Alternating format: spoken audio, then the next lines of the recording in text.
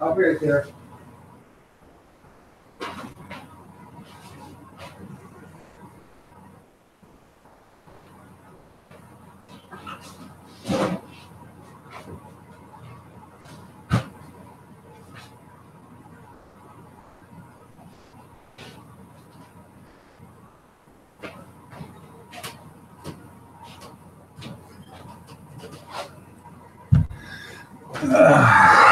Sorry about that. I'm back. Good morning, Kevin Miller. Good morning, Junkyard. Good morning, Gene Chambers. Molly Gordon, you're looking lovely as ever.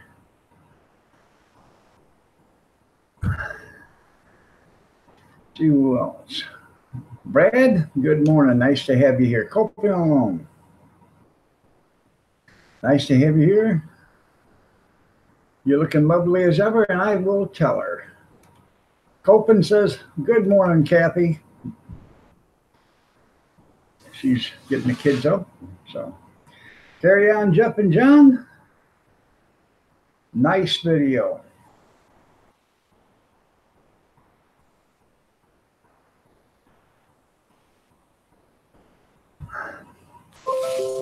You had me with a sweet corn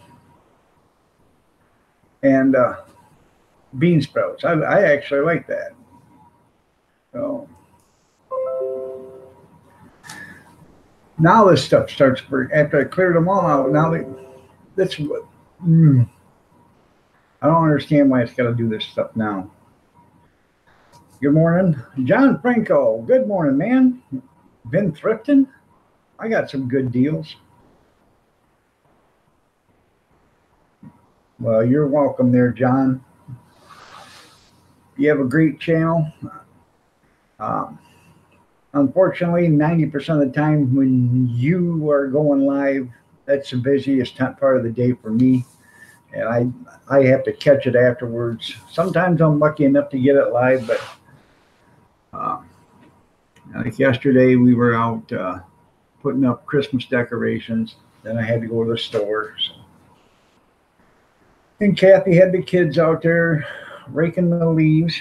She raked them and they put them all in toters and took them up to or out to the garden and dumped them in the garden. Yep, teriyaki salmon. That was great.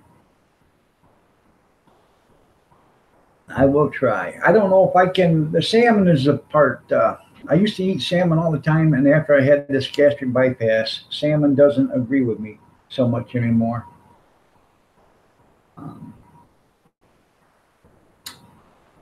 But I'll try it. So.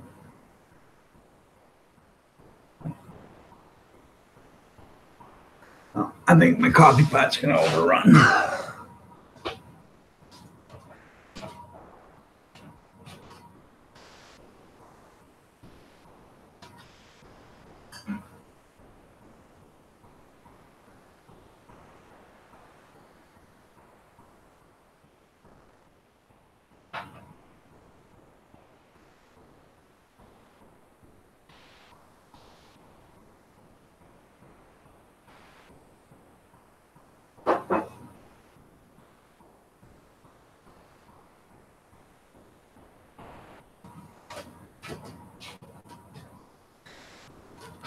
Nope. So. Yeah, McDonald's, that's, yeah, now I can do it with chicken, yeah. I just bought 40 pounds of chicken breast the other day. Got it for 90 cents a pound. Thought it was a good deal. Kelly Paulson, you're looking lovely as ever. Nice to have you here. So that's really good there, Johnny, the triple stacks. They look good, but I bet they got a good price on them too. Or, yeah, pork.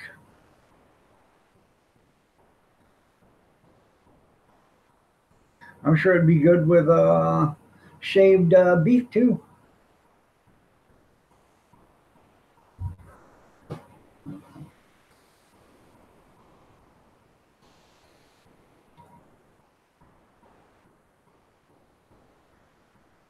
And don't get me wrong, I love salmon. I really do. I just don't. I I've had it 3 times since I had this gastric bypass, and every time I eat it, I can't keep it down for some reason. I can eat other fish. I just don't know what it is. If it's because of the amount of oil that's in the salmon, I have no idea.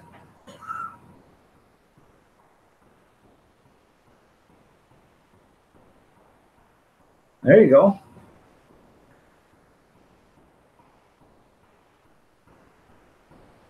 Oh, yes, Grizz, I do, because I knew that you were sleeping and that you wanted to wake up and be part of this live stream, Grizz. I knew that.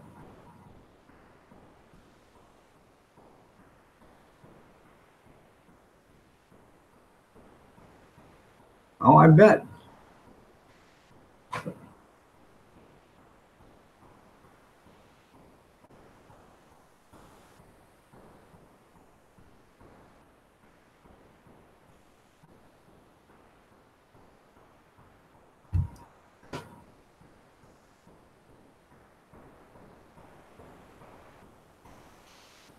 Two sausage patties, bacon with an egg and cheese on a biscuit. Did you throw any strawberry jam between that biscuit and the sausage patty?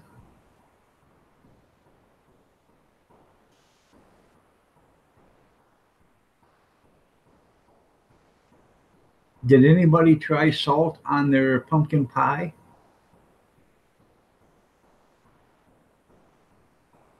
Thinking of doing shrimp burgers? That sounds pretty cool. Now, what would you do? Chop it all up and like use egg as a binder or something?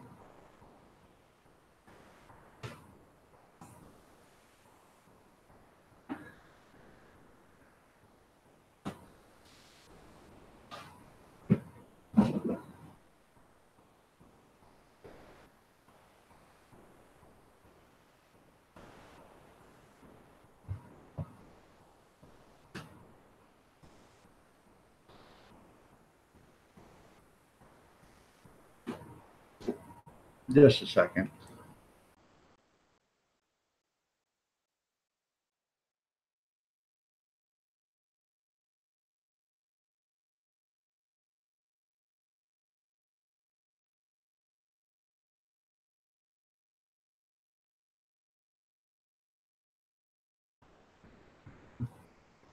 You say something? No, evidently I didn't say anything. So, Right. yeah, that'd be nice. If John, um, if John lived close, if I lived closer to John, me and Kathy would be over there eating dinner almost every night. Excuse me? Carry on, Jeff and John. He's a gourmet chef. You don't invite yourself. Oh, he said we could come anytime. Yeah. I told him I'd weigh 900 pounds if I lived next door.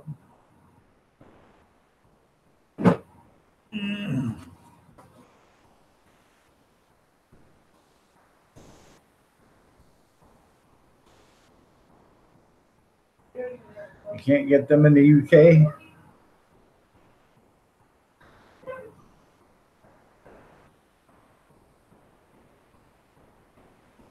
Give a man-sized burger. Now,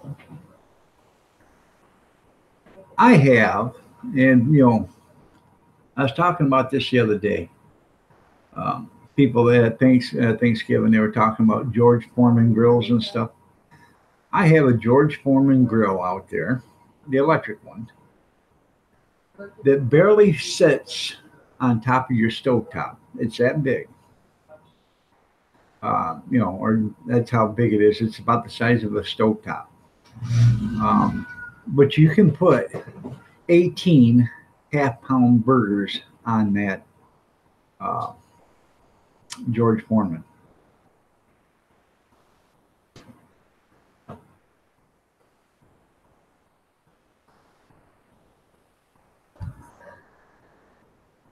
And it works really good too.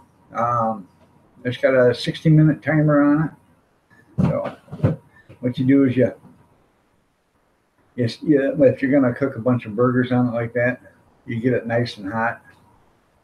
Put the burgers on, close it, set the thing for 15 minutes. And you got your burgers are anywhere between medium and medium well, and that's when you're cooking 18 of them. So, but you can do 3 or 4 burgers there in about 6 minutes, 6 or 7 minutes when it's up on high. Yeah. Thing is huge.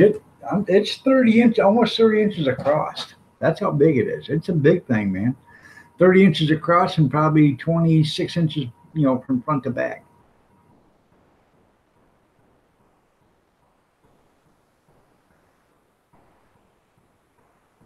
Yeah, 10-ounce burger. That sounds pretty good.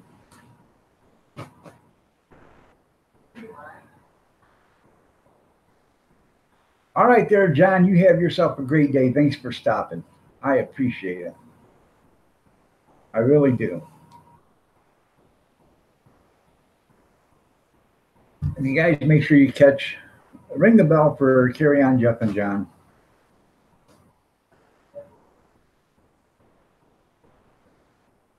Um, New from Ice is back, baby. So we look at every barn find. So, uh, yeah, check his channel out, man.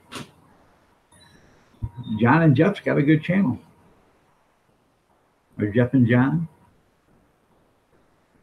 Now down in Toledo, back in the 50s and 60s, obviously I wasn't old enough, but my dad, my mom used to go down there on their, when they were dating and then date nights and stuff.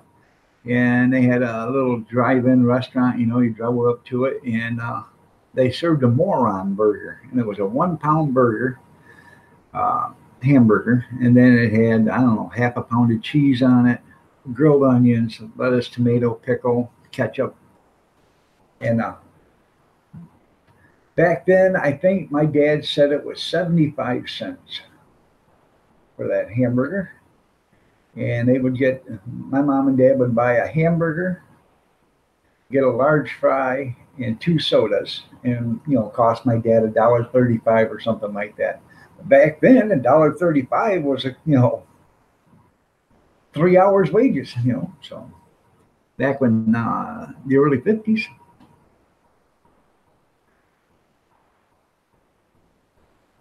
They have a spotted owl burger. It's a 2 pounder. There you go.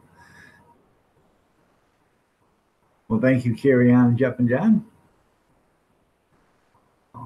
Tickles your throat.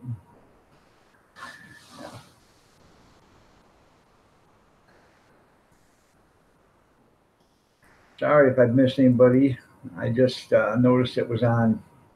I set it for live chat, and then, if I don't check it, sometimes it goes from live chat back to top chat or whatever. Yeah. No. But it's a pleasure having you all here. They're up pretty early there, Grizz. 3:46 in the morning. What can I say? I got up at 10 minutes to 3 to go to the bathroom, and I come back, reclined back out. Couldn't sleep because I'm in some pain because I did overwork myself yesterday. I had to work on the garage door. It was starting to come apart at the top, so I had to work on that. By the time I got that done, and then we put up some Christmas decorations.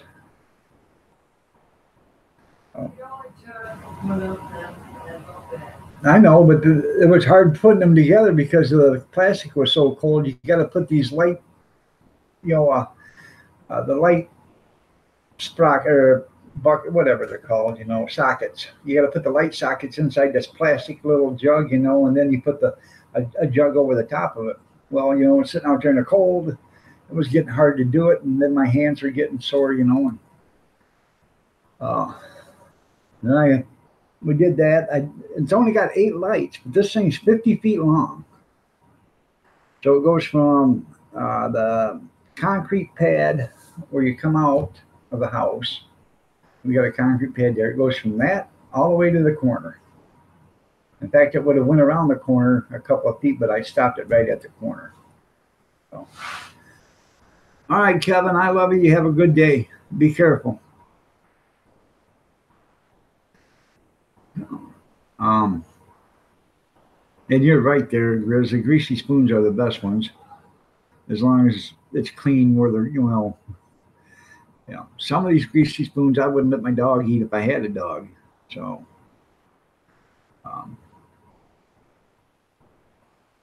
but anyways, I at 10 minutes to 3, I got up and I couldn't sleep. So I reclined back out, couldn't sleep. I sat up, took 2 pain pills, laid back down, and 20 after 4, I got up and come out. I just couldn't stay there and lay there anymore. So.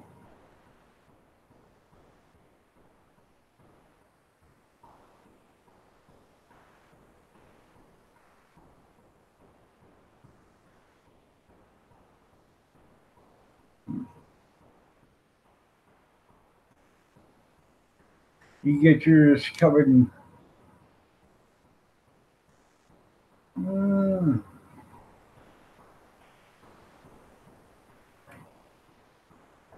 I like white gravy over French fries.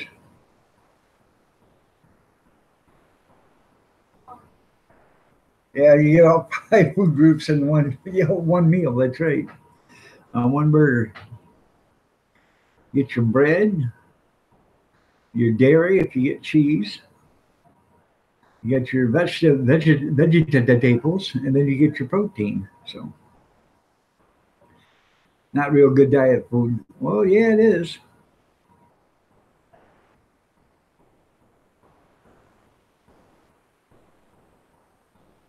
That's because you love me. You think of me as your dad, or your pretend dad, or your internet dad. That's why, Big Steve. And you have an infatuation with Grizz. So, and you know he's here.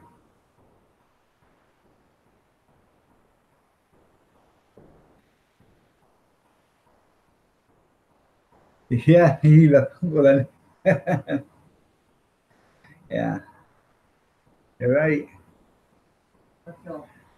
Yeah, bread, dairy, veggie, meat, and grease. You're right.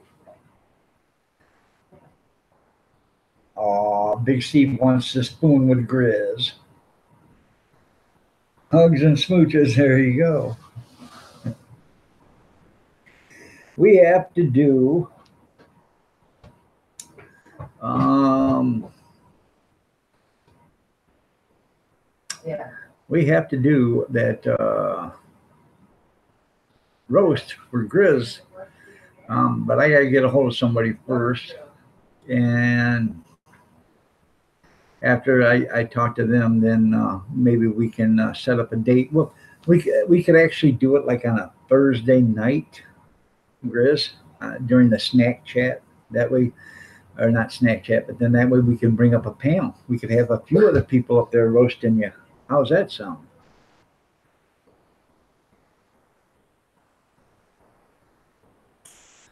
Um, I don't know if you know it or not, Steve, or Grizz, but Steve's been working out his gluteus maximus. He can now crack walnuts with that thing, so you better watch it, man. Better watch it. So, like I said, we'll do it on a Thursday night. We'll get some people up and do a roast with you.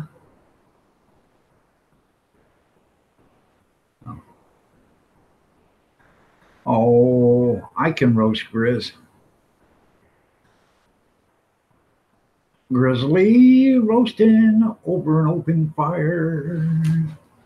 Him screaming in pain. Be better than a Dean Martin. Um, well, there is a few rules. There's no personal attacks, no attacks on the family. You just got to go with what you know on Grizz. So, um, You can't sit there and say, well, Grizz, you know, the way you look, your mama dropped you on your head several times. That's not right. Even though that may be the case, it's not right to bring that up. You know, Grizz does have feelings. and he's got a good sense of humor too, so.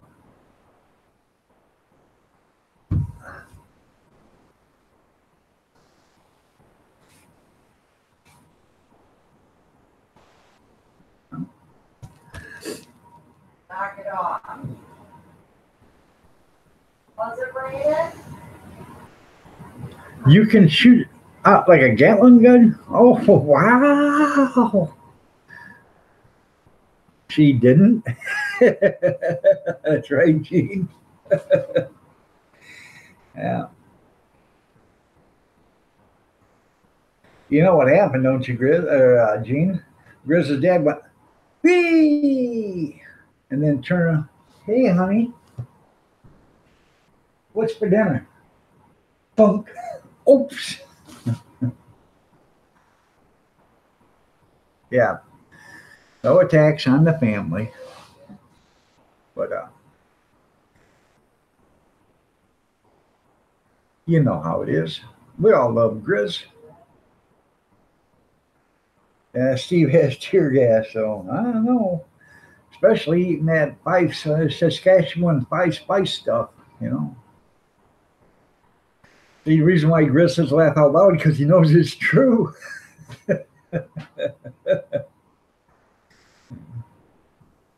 Eats peanuts and go bird hunting. You know what, Grizz? Maybe you ought to take Big Steve out snipe hunting.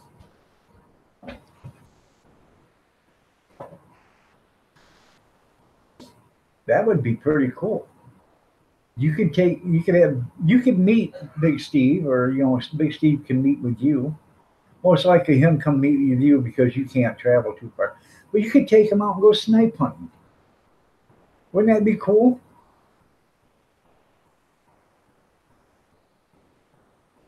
Might be a flamethrower.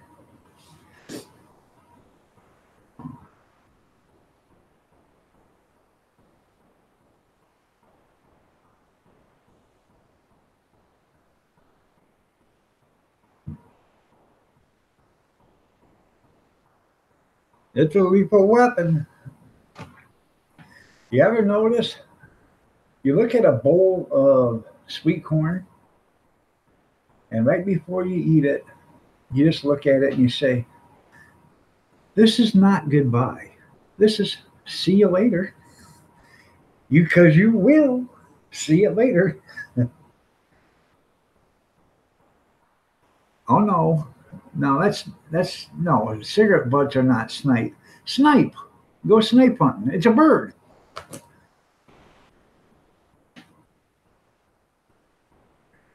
That's right. Ritten. Good morning, Ritten. Nice to have you here, brother. I seen you were live with the lovely Miss Vampira. But I didn't see it till it was 9 hours over with or whatever, but I'm sorry about that. But hopefully it turned out pretty good for you. Yes, I did, Jay. I got that 50-foot decoration for Christmas. I got that for $2. It was 50% off, so it was $4. I got it for $2, and it was brand new. Even though it was 10 or 12, 15, 18, 20 years old or whatever, it had never been used. No, it's not. It's not either. That's your California thinking. Snipe is not a cigarette butt. So, and I got a Kensington 70-watt power inverter source or something like that. I have to check it out. But it's electronic, and I figure, well, you know, they only wanted $1.99 for it, and I got it for $1. So I thought that was I don't know what it is. I'm going to look at it, bring it in and look at it online. It's got to be, I don't know. I know it's well worth more than $1. Uh, yeah, there you go, Grizz. Uh, what else did I get? I got 4 brand new Libby coffee cups, clear glass with gold rims on them. It's got the reindeers and snow and trees, and they're for Christmas. I got them for 50 cents a piece, and then I got 30% off. So I think I $1.48 or something for 3 coffee cups. You know, they're really nice. Um, what else did I get? Oh, I got a pair of earphones. Huh. I got a pair of earphones that are synced with your TV. Um, do you put them on? You got a port and stuff that I don't know. You hook your cables from your TV into that or whatever, and that way, they complain that my TV is so loud. That way, I can just sit there and listen to it myself, with my ear on my headphones. I haven't checked them out yet, but they got a rechargeable port in them. You plug them in, or you just sit there and you put them in the portal, and they charge up. So, and I got that for $1. And I bought a bicycle. It was $3 or $4. I got it for $2, and then I bought a brand new box of training wheels for the bike, so I wouldn't fall off it, for $1. I actually got the bike for my grandkids, for my granddaughters, the 3 and the 4-year-old. Their bike has got a shredded tire on the back of it, and so I thought, well, I'll just get them this bike. Well, it's a boy's bike, but I can take the tires off because the tires are like brand new, and I can put them on her bike, put the new uh, training wheels on it, and they'll have a decent bike. Yep, gear testicles. Yep, under $1. That's right. That's right, Jay. It's amazing what you can find at the thrift stores. I almost bought a 9-foot umbrella, and it was 8.99. I almost bought it, and then I opened it up because they had it taped shut. So I opened it up, and one of the ribs was broke, and I thought, no.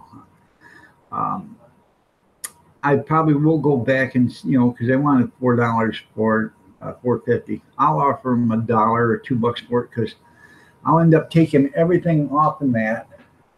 The only thing I want is the pole and the crank, because um, I have one right now, but the crank is starting to get bad in it, and this is like a heavier duty crank. So all I have to do is I can take the top off of the old one, the one I have, put that on there, hook the rope up, and I'll have a decent umbrella for the hot dog cart.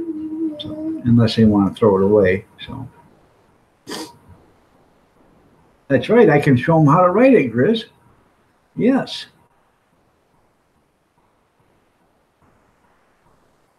I wouldn't, Big Steve, you shouldn't say that. Honestly, you should not on here, because not on YouTube, not where it can be written, seen, or whatever. You never know who's watching. Hi, gorgeous. They don't care about me. There you go.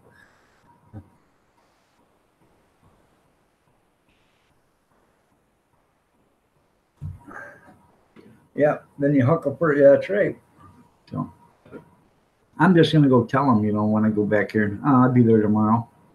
I just tell them, hey, it's got a broken rib in it, and the canopy actually is not bad, but one of the ribs is actually poked through the end where the pocket is, so that has to be sewed. But you use fishing line to sew that up.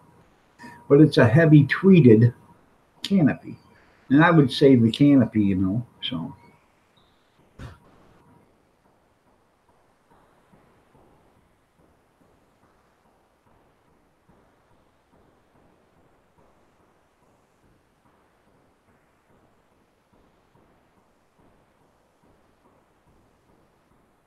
Huh, there you go. Oh, and then I bought almost a, well, actually, it is. I bought a brand new trash can, with the uh, um, swinging door on it, the cover, um, for $2. It was $3.99. I got it for $2. And a nice looking trash can, brand new. It's a 30 quart or whatever you want to call it. The tall 30-gallon trash can. 15-gallon trash can. It's a kitchen trash can. But I have. It's the same as I got. I have one already, a black one for the hot dog cart, and I paid $17 for it. Well, it's the same damn thing. I paid $2 for it, so now I got two of them. A lot of times we have more trash than one trash can can hold, so we got to end up pulling the bag out, tying it up, and hiding the bag someplace so people don't see the garbage. And then, that way, if I got two trash cans, I don't have to worry about it. Hello, gorgeous. Say hi. Hi. Wave. Are you feeling better? You going to school? Okay, good job. Okay, tell them bye bye. Bye bye.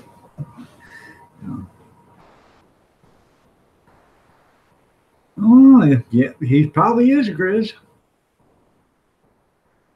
No. Well, hi. Well, thank you, Molly. Oh, I'm sorry. I probably did. I say, Molly? You're looking lovely as ever. Well, Molly, if I didn't, you're looking lovely as ever this morning.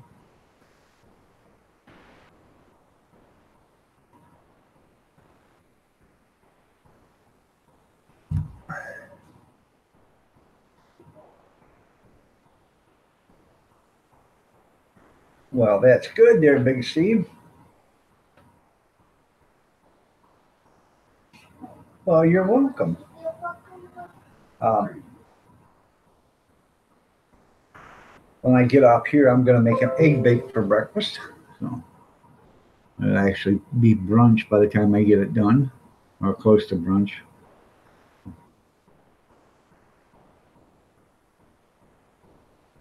I bet it will be a fortune. So if you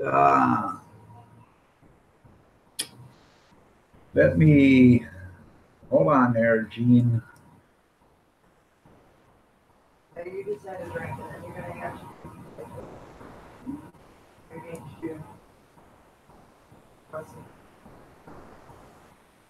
Anybody would like to go to Gene's channel, right there it is. If you'd like to donate some money to Gene, he's got a PayPal right there. Go to that, click on that, donate some money. So help Gene alleviate his cost for shipping out these dolls.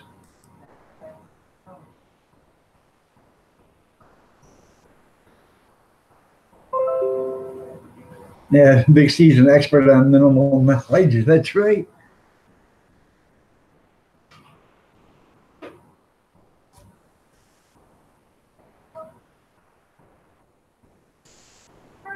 No, he's not a destroyer of beers there, Big Steve. He's putting them out of their misery. They've been trapped in a can, suffocating. So, Big Steve, or not Big Steve, Kevin offers them a new place to live. And, by offering them a new place to live, you know, and then when it's all said and done, he'll filter out their bad impurities that they have and he'll give them a fresh new start.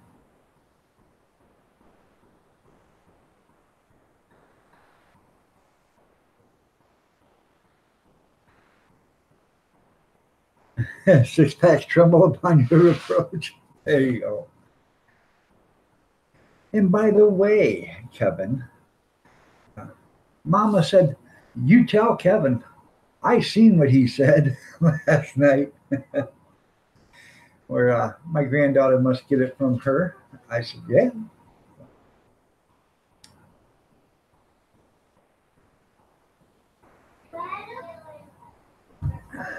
Oh.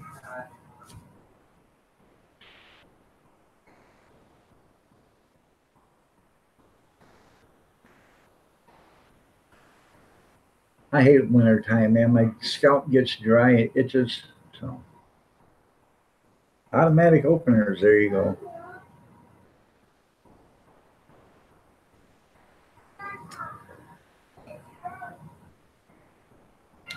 I'm in the process of looking for another garage door opener. So mine is a screw drive and it is worn out, I believe. I actually should, I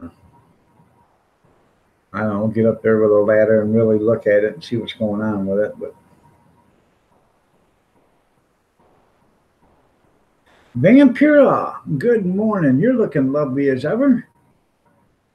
Blood was just in here a little bit ago.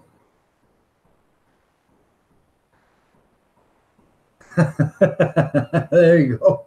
That's funny. So, and you're looking lovely as ever. Did you get Blood a pair of yoga pants matching? So when you guys go work out, you look the same. Well, you really don't look the same, you know, but be dressed the same.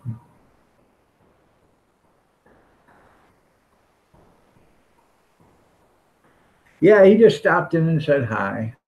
So,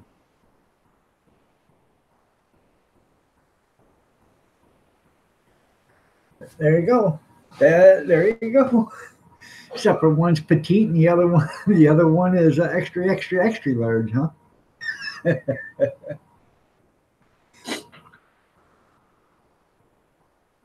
I have no room to talk. So, if I had a pair of yoga pants, I'd have to go to Omar the tent maker to make them. That's right. I'm weak. You can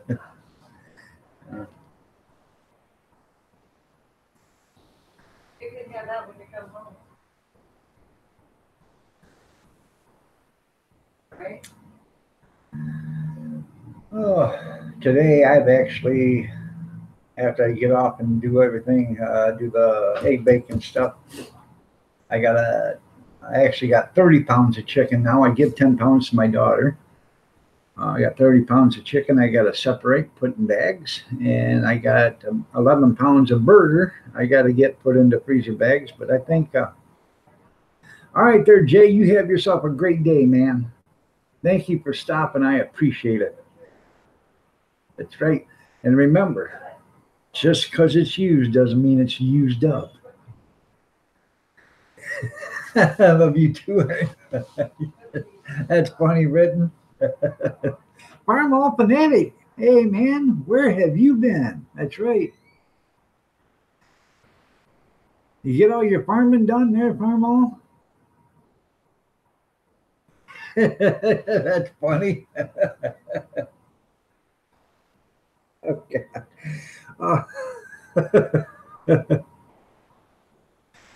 That's right. Just because it's used doesn't mean it's abused. That's right. I was just on a website. Lowell's has got they're going to have an auction over here on this one site that I bought that restaurant equipment. But Lowell's has got a bunch of stuff, and they got a Class A, Class B, and Class C. Class A is brand new. The box is just dirty, or the box is open. Everything's working. Nothing's wrong with it. Class B, there's nothing wrong with it. It works. There's nothing, it may have some scratches or some dings or whatever in it, or some marring, but it does work, and there's nothing wrong with it. Class C means there's something, maybe broken, or it's missing parts or something like that. But they're selling a bunch of stuff on this, and they got. If it wasn't so far to go and pick it up, there's a couple of things I would actually, it's up by Kalamazoo. If I was going to buy a bunch of stuff, then it'd be, worth doing. But tummy tuck, there you go. So, can I have a hug before you go? I'm not done yet. Well, you're going to be leaving here in a minute. You want to tell everybody hi? Hi. Tell them bye. Hi. Tell them bye. Bye. All right. See you later.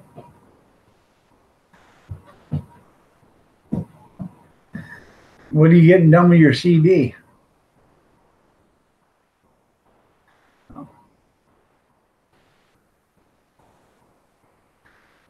Are you getting a peek and tweet?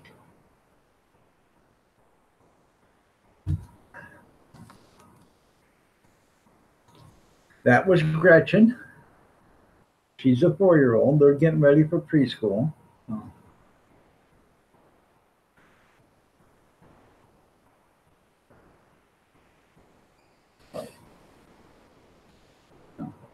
You're going to tell them goodbye? And this is Harley. Come by. Bye.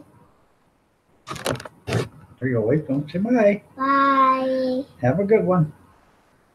Good. See you later. Have a good day at school. And she's 3 years old. Oh, the meters are broken? Okay.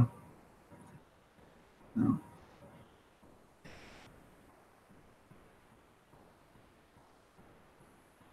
They are cute. Take after their grandmama. They don't get the looks from me. I can tell you that.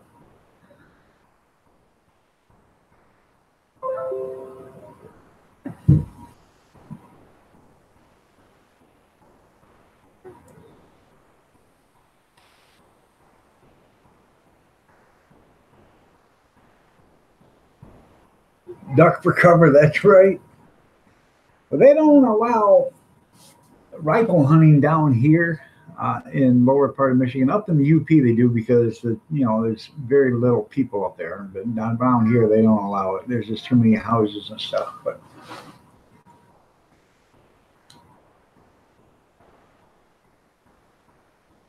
that's right.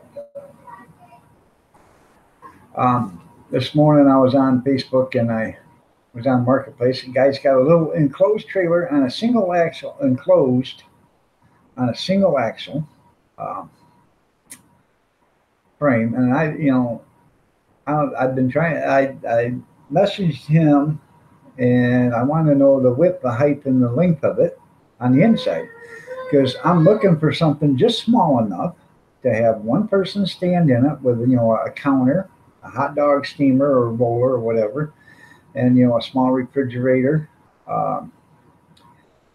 and sinks and a counter, and this thing looks like it's about what I'm looking for. But the guy, is asking me all sorts of questions, but he's not answering the questions I want to know before I start to commit to something.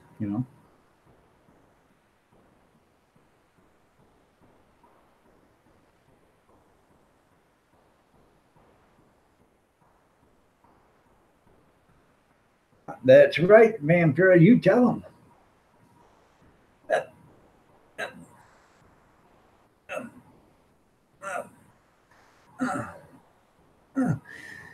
Or maybe you should just get that Geico insurance. So, really insurance, how easy it is. Sitting in your recliner, yoga easy. You could shoot them with a cannon. Yeah, I bet.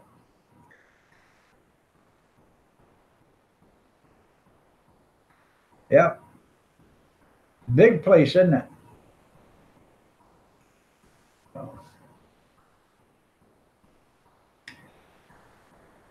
And, a lot of them big buildings in Detroit, nobody owns anymore but the city. And the city has, they're going to be the ones that are going to be, have to pay to demolish them and take care of them, or, get rid of them.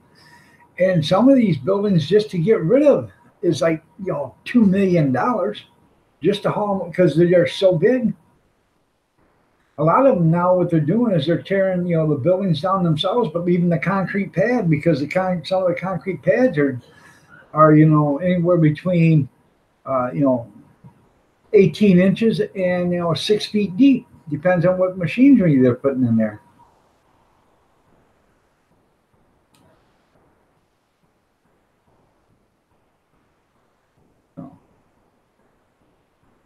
That's right.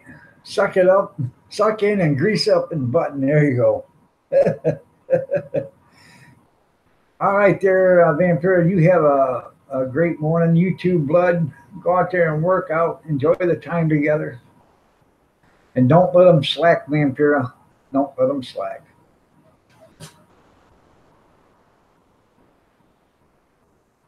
For every one you do, he should do two. And Blood saying, listen here, I'll get you. So.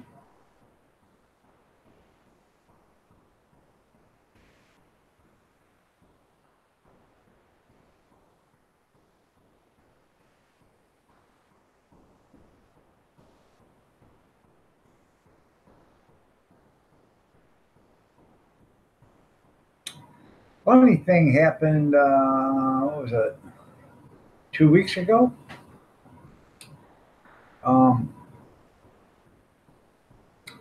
They had a city meeting, okay? And then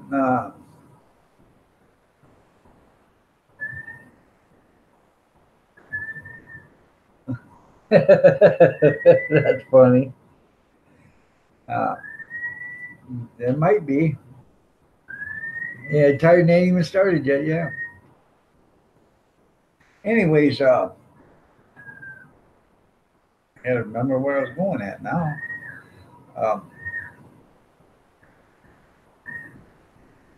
Oh, they had a meeting at the city hall, and then an hour later, they had this company there that was trying to get something passed through the city so they could do something, and to everybody's amazement, it passed. The city approved it. Well, about an hour later, there were some people in a bar, and all the board members that was at the city chamber meeting that night were at the bar too, along with the company. And guess who was buying? If you said the committee chamber members, you were wrong. If you said the company that they passed the resolutions for, you'd be right. Now, I'm not saying there's a little crooked underhandedness or anything going on there, but something doesn't seem right. Does it? You too, Blood. You take care.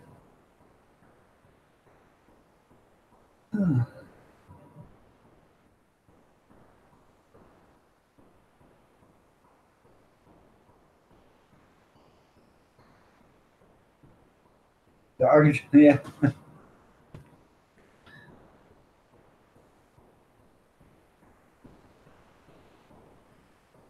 You're smarter than you look.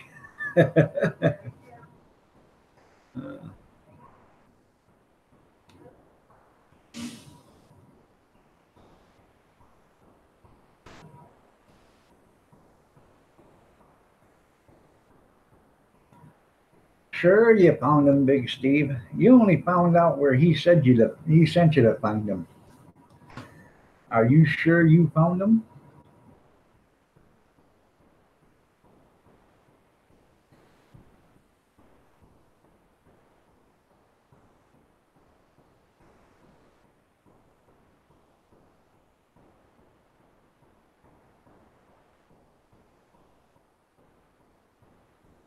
I'm sure. Oh, okay. You're positive. All right.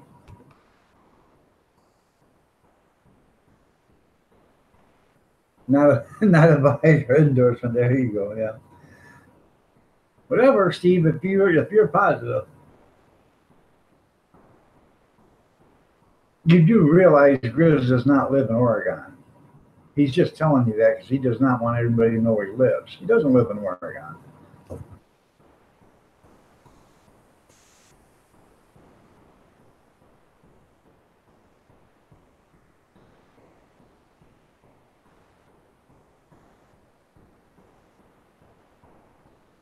Yeah.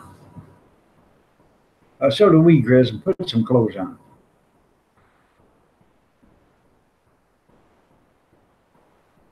before you step on it.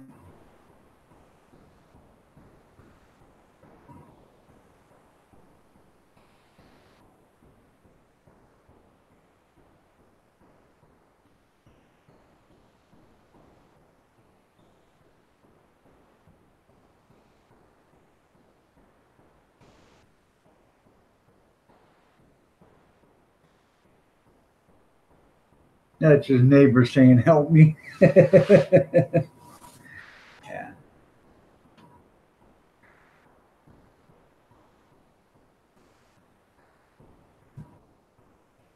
I tell you what,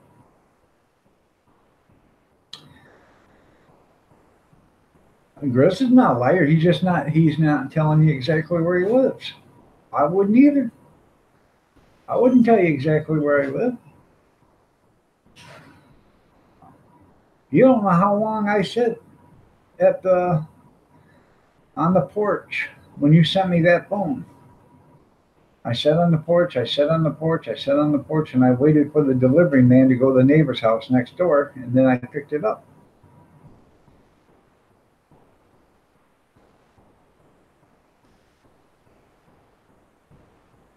That's right, they're all in the basement pit. There you go. Speaking of jumping up and down, waving and stuff, you guys remember when you was a kid and they had you sit in Indian style in class and stuff? You remember that? Arizona Ghost Rider, good morning. That's right, you don't know him very well, Steve. Well, I don't think they should have people um, sitting Indian style to begin with, especially at our age anymore, because it'd be my luck if I could even get my legs up that way or my feet up that way. I'd probably kick myself in the groin, or as people would like to say, the speed bag down there, and then you'd be really strong. So, I don't think I could sit that way no more either. But if I did, I'm sure something would be hit. Holy moly. Ain't even been an hour. The speed bag, that's right.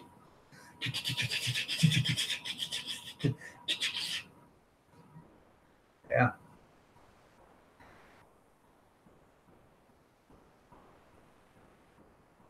Yeah, that's right. Yeah.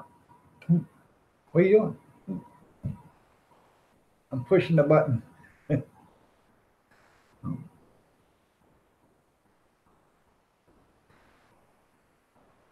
I know the feeling there, Gene. I absolutely, positively understand that 100%.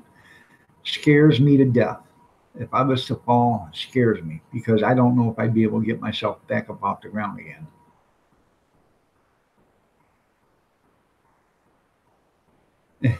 You sit in the pewter chair like, yeah, I bet you do. Yeah.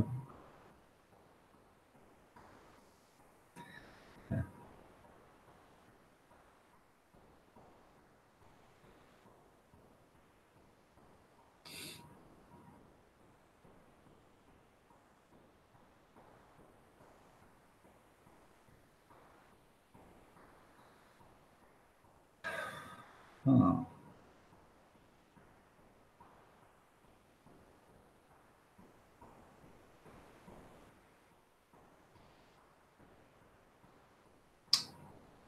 So, if I don't know if you people that weren't here, but yesterday, remember me talking about the medication I could not afford?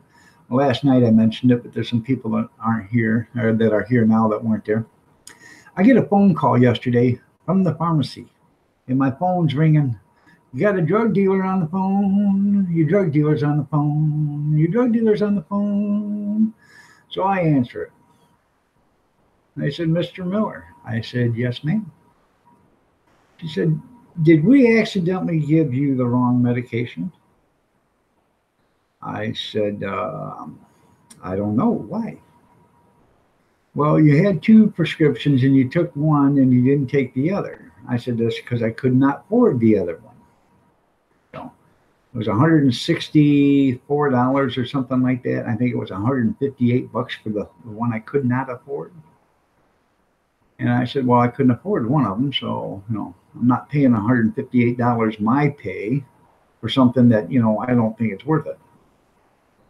Well, that's what we're calling about, Mr. Miller. I said, well, yeah. Well, the medication we sent you is the one that's the $158. I said, oh, I don't know. I ain't even opened up the bag yet. Could you see if that was the one we give you? And if so, could you let us know? I said, yeah. So Kathy went and got the bag for me. I opened it up, and sure as it was the one that the $158 one. I said, yeah. I said, well, we have your other medication here, so if you'd like to bring that back, we'll give you the other one. Maybe I should just keep it, but then again, I didn't pay for that prescription. I paid for the other, and I'm sure that they would, send the cops my way. And Junkyard said last night you should have just told them that you slobbered all over it or whatever, and they didn't want it back. But I took it back. They probably threw it away anyways because I'm sure they didn't put it back in to stock. I wouldn't, because I wouldn't take the chance that maybe I done something to it. But no.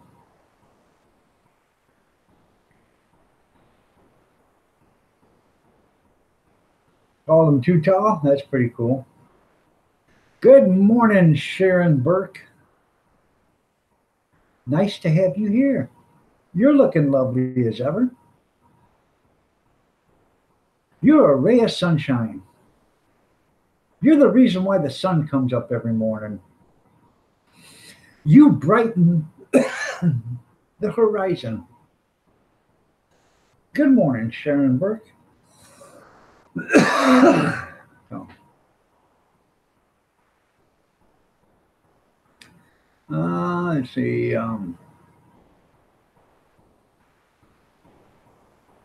Yeah, I know. You're right. And good morning, Mr. Gixer. How are you doing today? Nice to have you here. Yeah, I know it. So why don't you just say, hey, you might as well keep them, come back and get your other medicine.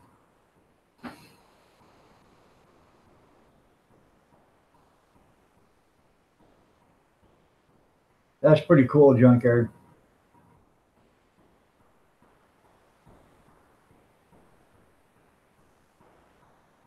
No, I just had a little tickle in my throat. But it's nice to have you here, Sharon. So, you wouldn't have to be Sharon Burke here if somebody would just make a channel saying Big Steve Entertainment 2. That's all he has to do. And if he doesn't make it soon, I know somebody else that's going to make one that's going to be Big Steve Entertainment 2. And he's going to go around confusing people. I know a person that's going to do that.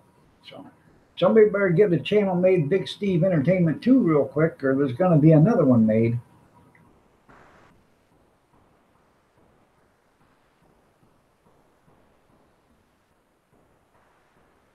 No, you didn't. What channel did you make?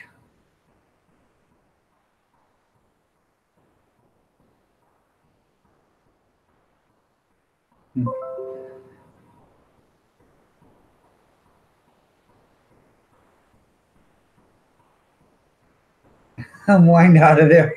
That's funny. Oh, so you're Scuzz Twiddly. Huh. That's probably classified information there, Sharon.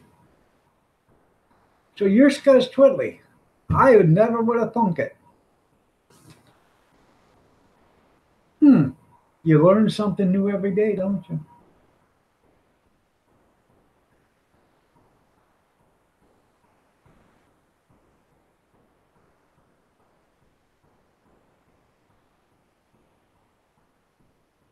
Yeah, I was fooled.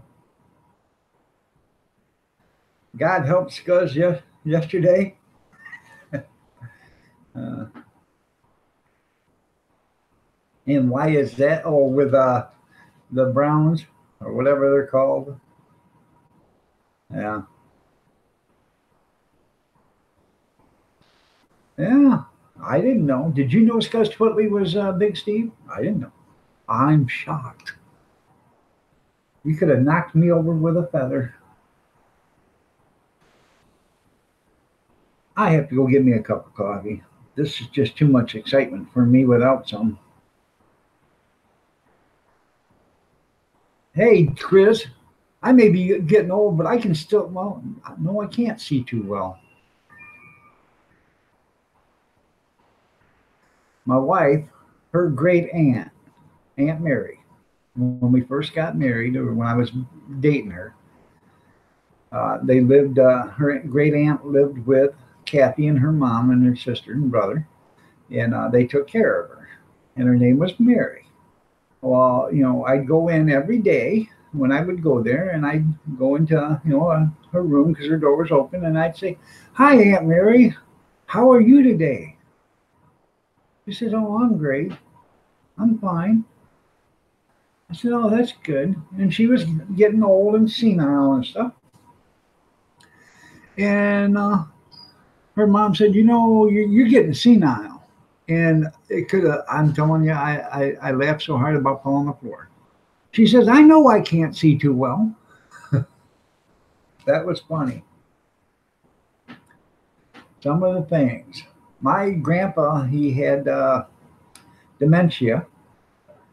And when you would ask him how he was doing, he'd say, "I'm pretty," which he meant I'm pretty good. He'd say, "I'm pretty." I said, "Well, I'm glad you're pretty." And my grandpa was, 91, I think. Always dyed his hair black, he didn't have too much gray in it, or whatever. And my grandma, actually, my grandpa was my step grandpa, but my grandma, um, she passed a couple years later, and she was 95. So, Warren Floyd, good morning. How are you doing? Nice to have you here.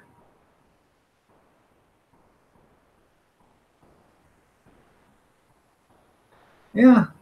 So he's resorted to inventing imaginary friends. Yeah. That's Twitley. I'm glad you told me that there, Big Steve, because I was just about ready to block Scuzz because of the um, how rude he was to you. Helen's Family Blog, Paranormal. How you doing? Nice to have you here. Good to see you. Let me check your channel out. Some people, I'm probably already a channel follower. I don't know. Nope, I'm not, but you got 535 channel followers. You got a bunch. You just did a video 13 hours ago, Pray for Lunatic Dad. I haven't been up on that. I'll check. I'll watch your video about it rather than go into detail because I don't know if something's wrong with Lunatic. I know he wasn't feeling good and stuff, but I don't know I know he had to have some surgeries. I can't really remember. But you're going to Gene's for coffee? You better ask Gene about that because I don't think Gene likes to share coffee.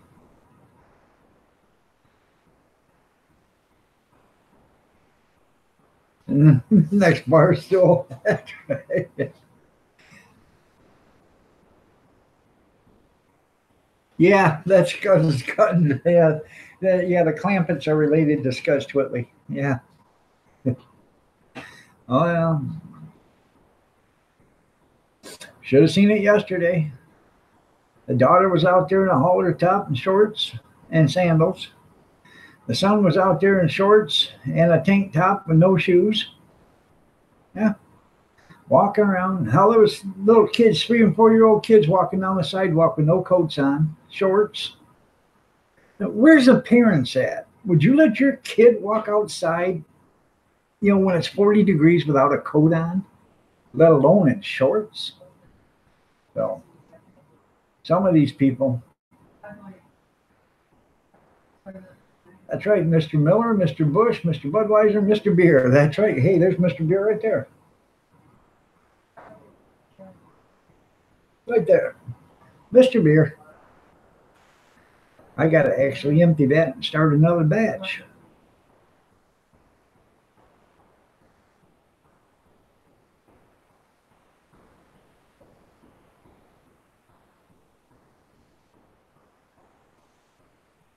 Yeah, natural selection. That's right. So, let me go get a cup of coffee. I'll be right back. Go ahead. Feel free to talk about me when I'm gone because I know you guys will. Doug, go. Good morning, Nate. How are you doing? Remember, Cyber Monday. Get on the internet and buy. And then you can look at your wallet and say bye.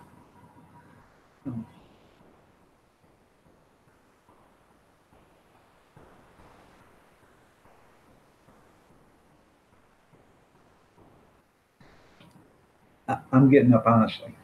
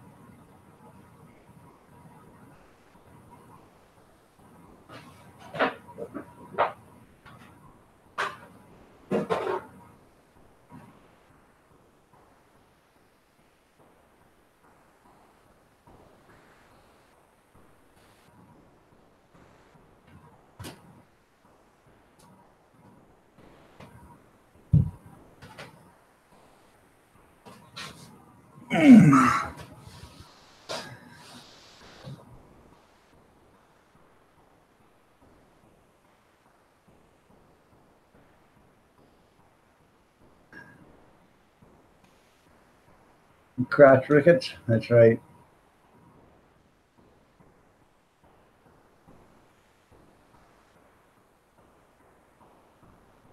You have two channels. What's your second channel there, Hellman?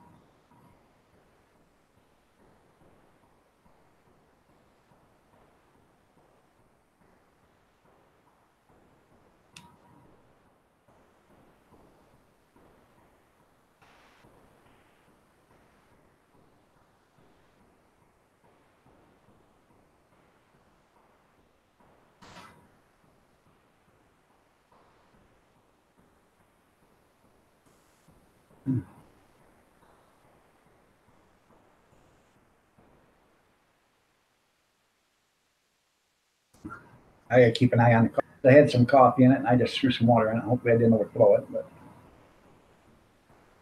all right, I'm glad you got your coffee. Now we can start things. Did the spicy ramen challenge yesterday? I used to. Oh, Kevin. Yeah, there you go.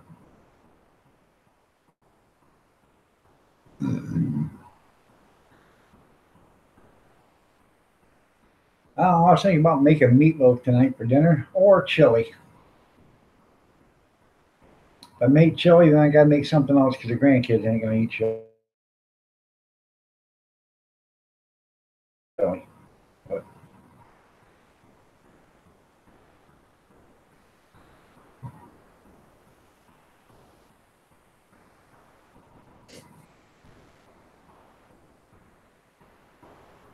all right, you'll be right back with your second channel. Okay.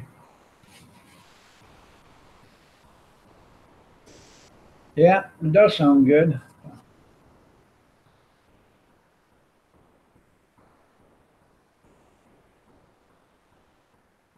Chili. That's right. Chili.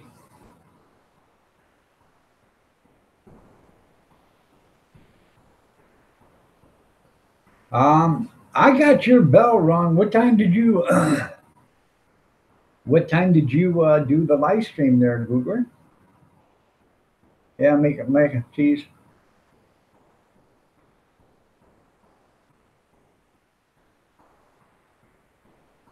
That's right, chili today and hot tamale. I got your bell rung, but I was busy outdoors most of the day yesterday, so um, unless it was, and a lot of the times I'm not even on the internet, so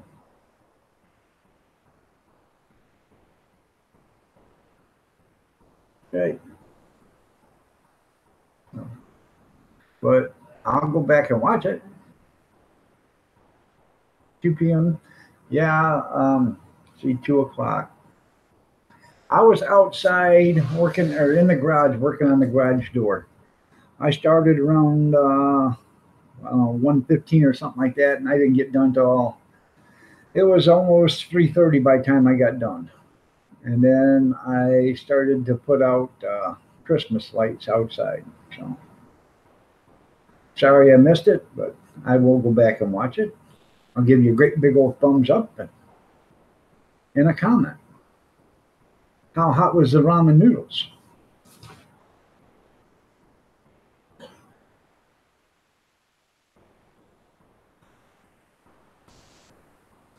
The the spice or the heat I could probably handle. It's when they have the heat and then they got that bad taste, you know. Some of the stuff that you cook with that is hot doesn't taste very good, and that's what I have a problem dealing with. The heat I could probably take. I know it burned my mouth or whatever, but you'll get over that. The bad taste, you got to deal with a bad taste and the heat at the same time. You know, there's a difference. Like wasabi, the heat that does. You know,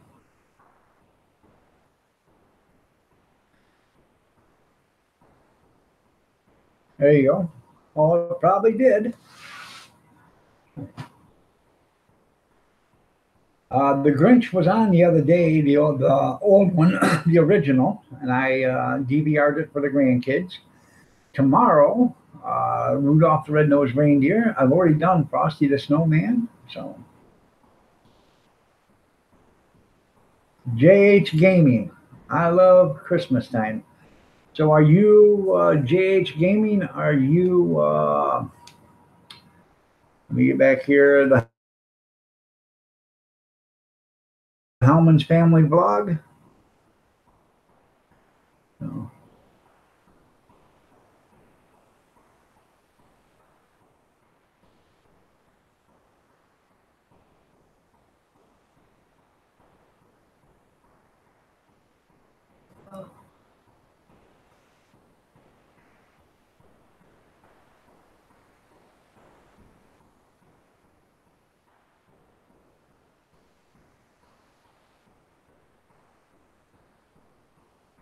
I like the one with Jim Carrey. I like that one, but I like the original cartoon one of the Grinch.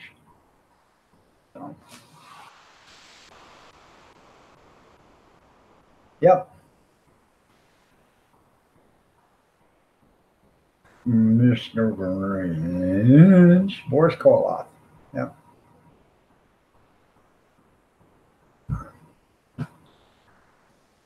I wouldn't touch you with a 39.5 foot pole. That's because you stink. You stink. You stunk.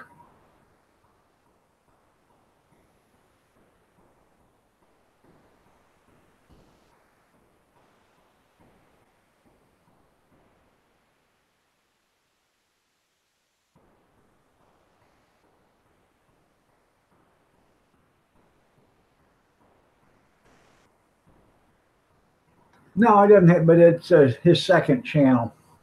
So,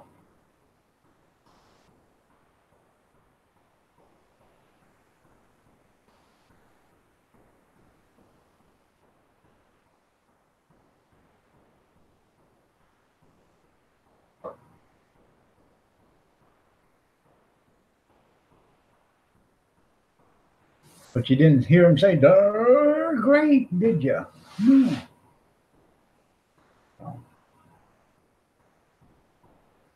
You guys watch the bacon challenge or whatever, or cookie Christmas bacon Thanksgiving challenge? They had the guy did the Tasmanian, not Melbourne doing the newer ones, you know. He was doing it, so. Um,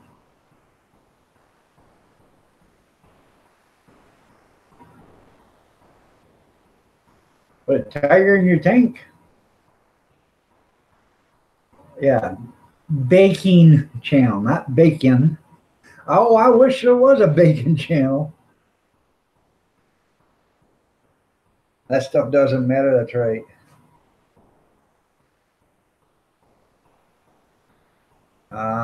No, I haven't heard anything. Um, the here, I can't remember the Hellman's Family Blog has a. They just did a 2 minute and 22-second video on the Lunatic Dad. So I haven't had a chance to watch it yet, but Lunatic Dad. All right, Kevin. Later. See you later, man. Have a good one.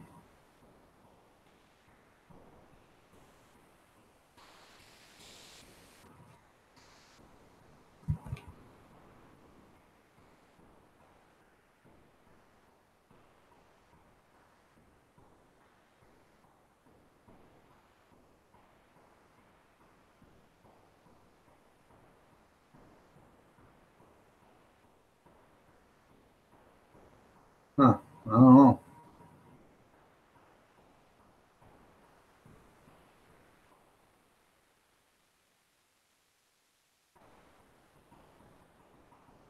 I don't either. I remember Green Bay Wacky talking about it. Yeah, I know he was having surgery, but I can't remember what he was having surgery for. So,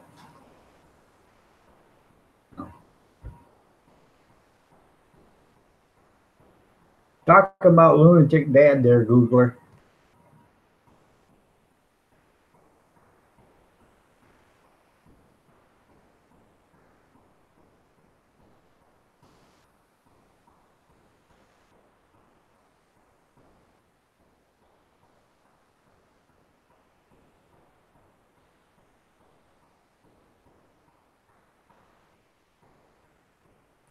I just checked. I had to re-ring your bell again, but I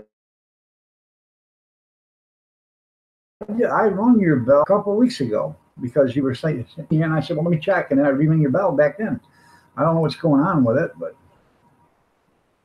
2 times spicy ramen challenge. Okay.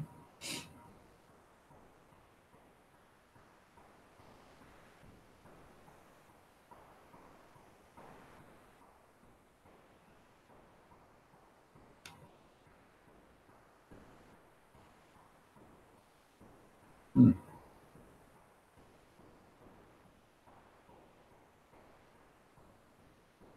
There you go.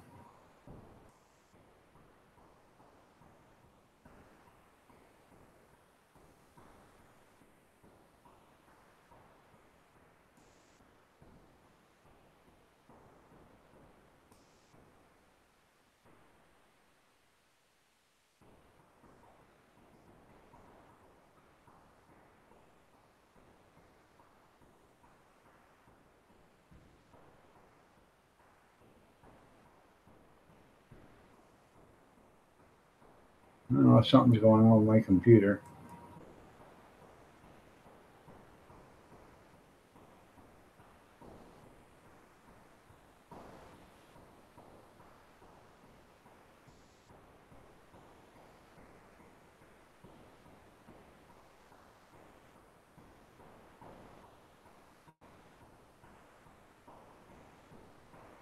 It for some reason it just took me clean out of chat. So I don't know.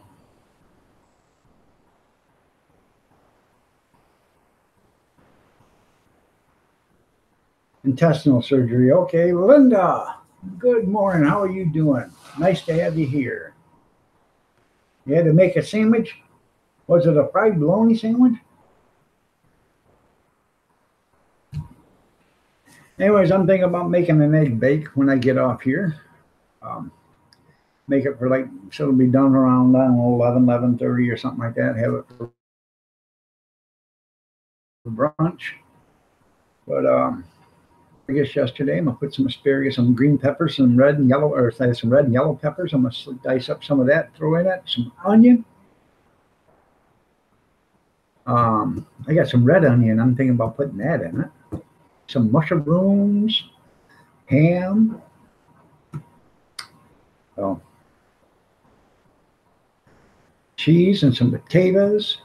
So make a nice little egg bake. Throw it in the oven while I finish doing.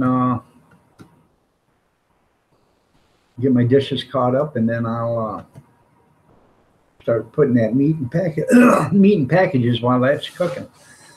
Banana, peanut butter, chili, pepper, cheese. There you go. That sounds delicious. Fried spam and eggs. And now you're starting to sound like your scooter friend there, Big Steve. He had spam and eggs yesterday. Food chat.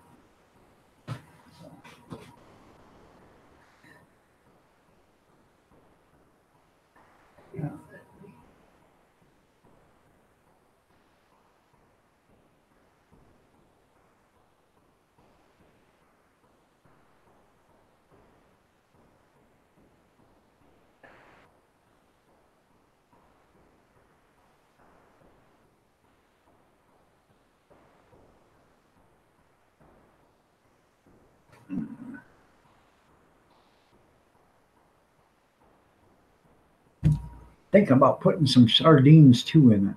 How's that sound?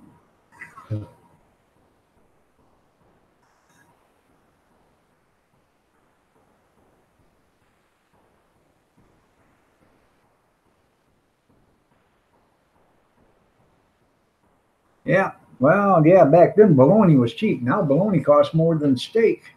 So if you want all beef bologna, so I just seen it yesterday. I was at the store. A 1 pound package of Oscar Mayer all beef bologna, $5. So that's pretty expensive.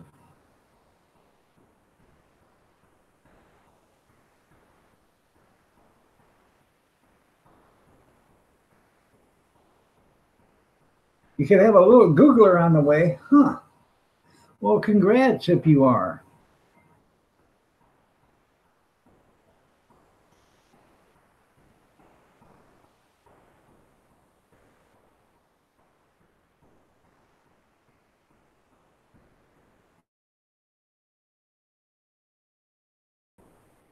That's right, cooker. You do put both leads on the frying pan and just turn it on.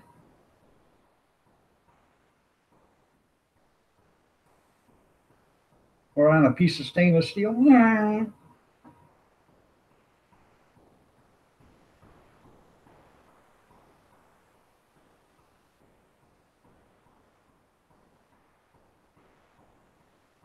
Yeah, bologna spread, I like it. So it's expensive to buy though. It's like $5 a pound for it. And they don't use all beef, it's just regular bologna. Now if you buy bologna in sticks, then you put it in your food processor and chop it all up or whatever and make it that way. It's not so expensive, but you buy 10 pounds of bologna, it's probably about $35.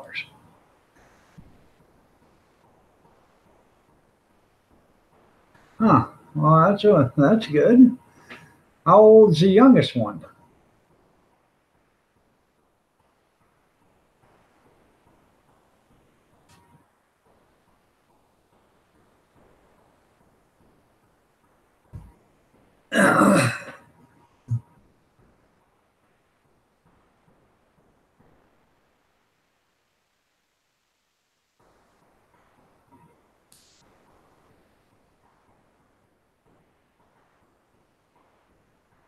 Yeah, go to the butcher and see if they have it.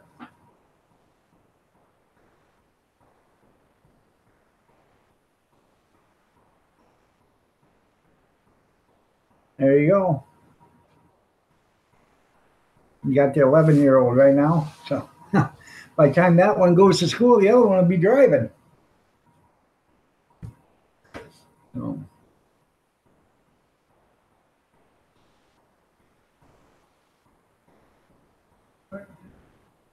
I'll have to check that out, Warren. Sounds pretty cool.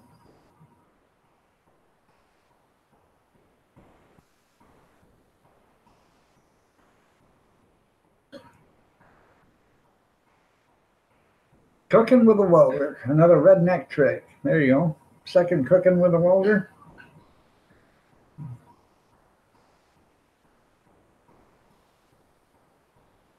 All right, you got to do something. You guys check out Warren Floyd's channel. He's got 204. Well, he's got 240. He did have 239. Now he's got 240 channel followers. He's got a lot of content.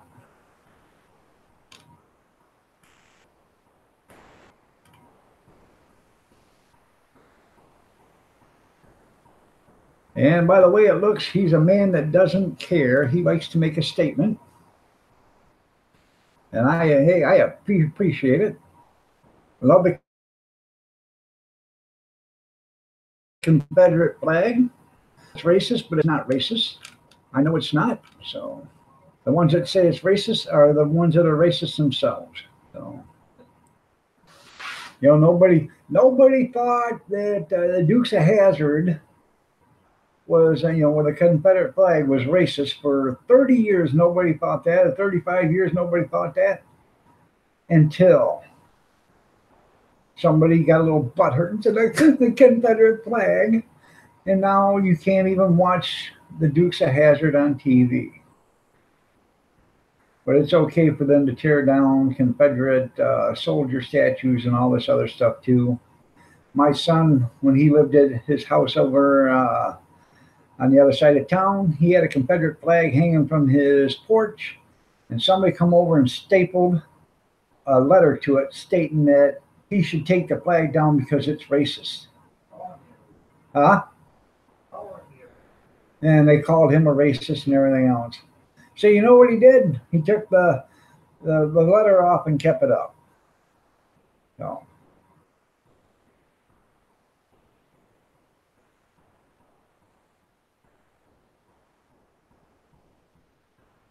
It's not racist. There's a reason why the flag was made the way it was made. I can't remember all the things about the American flag. There was a reason why the American flag is the way it was made. So, yeah, the car is racist. Yeah, you know, so. I just boggles the mind. If somebody gets butthurt, it's automatically you're a racist, you know. So. No, I'm not a racist. I just don't agree with you. You know, I have my way of thinking. You have your way of thinking. So.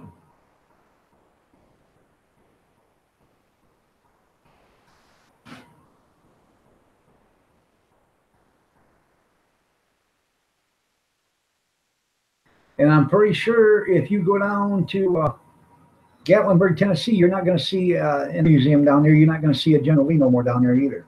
So you used to have one.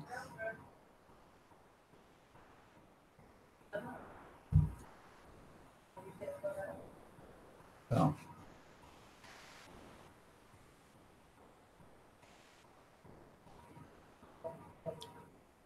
That's right. They should never change the flag like that. The clamp that's across the street has one, has it on his pickup truck, and they don't even have it in the center of the truck. They have it so it's hanging off in the driver's side front box.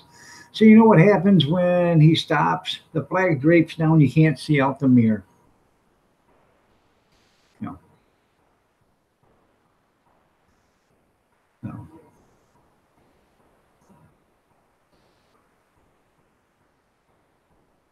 Good morning, Tim. How are you doing? Nice to have you here.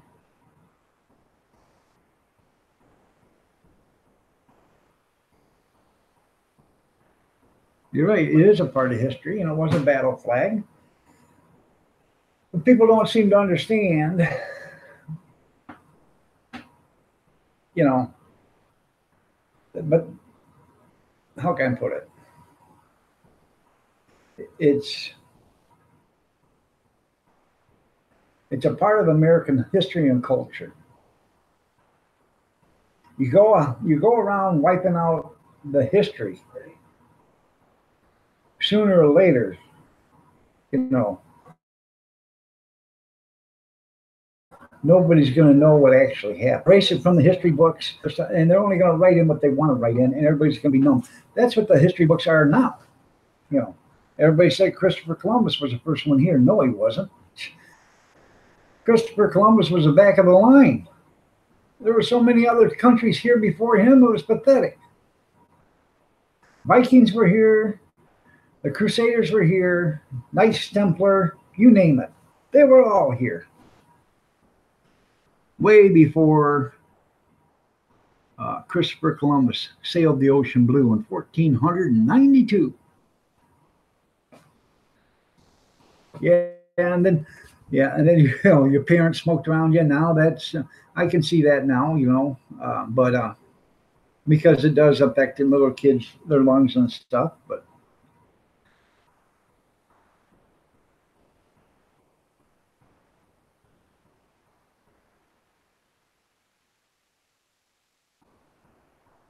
that's right, Tim.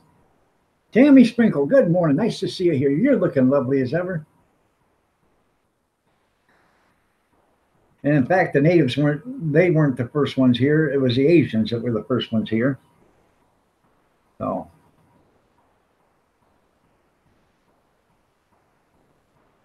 you do what you want to do, you know.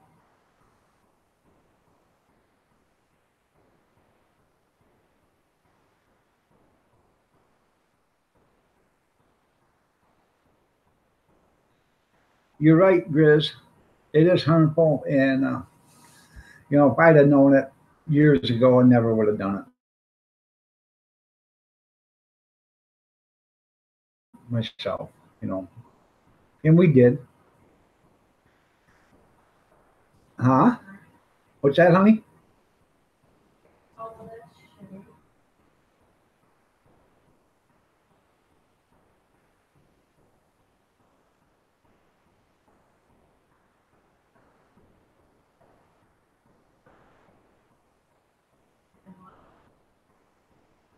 What'd you do?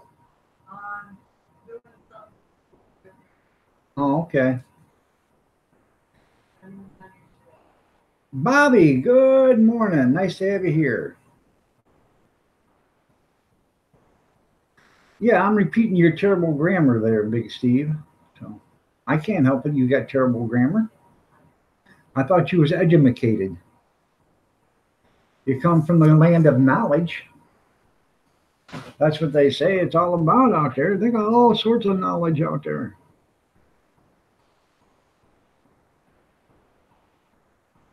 Yeah. Grew up on cigar smoking diesel fumes. Look how I turned. Look how I turned out.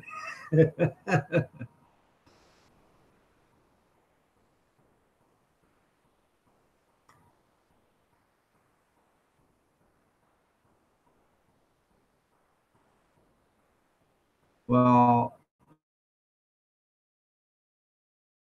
natives are Indians. But I'm saying 10,000s were here before the natives got here. So um, that's a proven fact. Um, so they come across the land bridge with the woolly mammoths. So, oh yeah, don't forget the lead paint chips and all that other stuff and lead water pipes. How many drank out of lead water pipes all their life? Yeah, look at me. Ain't nothing wrong with me. No.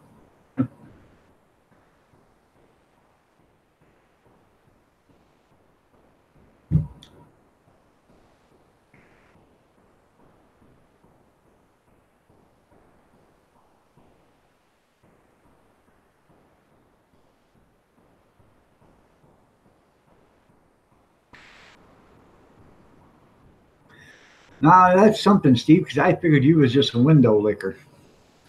But now you're a paint chip eater, huh? Yeah, don't forget the mercury and thermostats.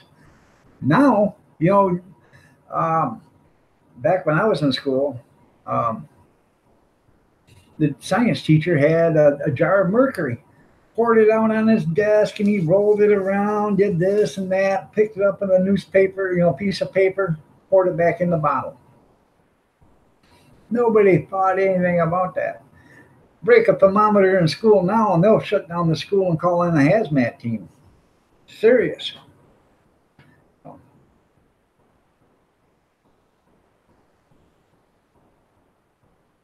Yeah, don't drink. And I tell you what, I used to drink a lot from the garden hose. So don't drink from the rubber. Water tastes like crinoline. So,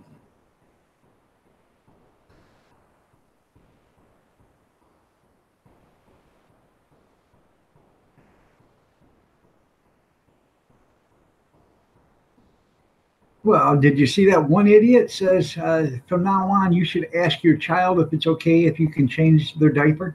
Hi, I don't know what to call you because if I call you, uh, let's see, let's pick. If I call you Paul, you may not like Paul. So maybe if I call you Pauline, you'll like Pauline, but you might be offended by Pauline. So I might have to call you Peter. If I call you Peter, you might not like that. You might want me to call you Paulette. I have no idea what to call you. But is it okay if I change your diaper? It is. Okay. Did you see that? You got to ask your child's permission. You should ask your child's permission to change its diaper. Shut up. I'm changing your crappy drawers.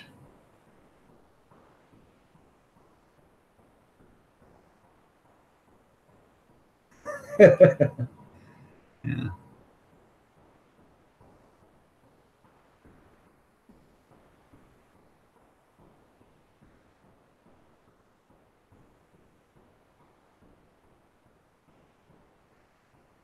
You're right.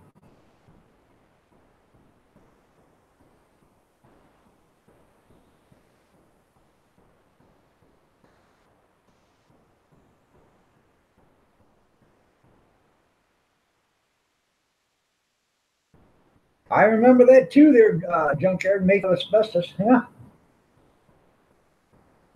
Oh.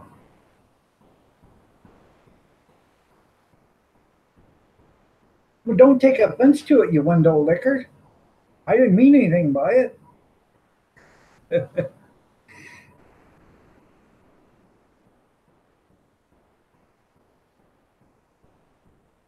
Just walked out the door to see how you can make it work. How much snow you got? You got a bunch of snow?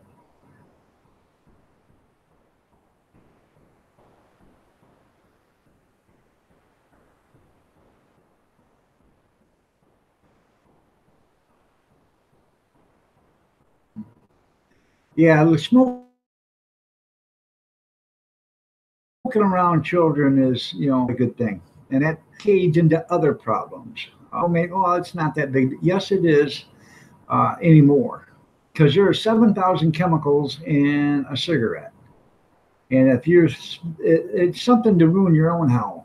And trust me, if I'd have known this years ago, I'd have never ever done it in front of my kids. My dad smoked it, in the house with us, and I started smoking at the age of 12, 11 or 12, I can't remember. But my dad would get dinner, and after he'd eat dinner, he'd smoke a cigarette right there and flick his cigarette ashes on the plate. This was back in the 70s and 80s. And then my dad quit smoking, I think, back in 79 or 80, 81, I think, maybe. Um, might have been later than that, but he quit cold turkey just like I did. But, if I'd have known how bad it was then, I'd have never started. Back then in the 70s, um, they were telling you how healthy cigarette smoking was. You know, then the Surgeon General come out and said, no, it's not that healthy. But they used to tell you a long time before that in the 60s and early 70s. There's nothing wrong with it. Until they finally, the tobacco companies got caught lying about it. Sort of like Monsanto, they did their own study until they got caught lying about it. So your dad smoked a joint. Well, isn't that special? Oh.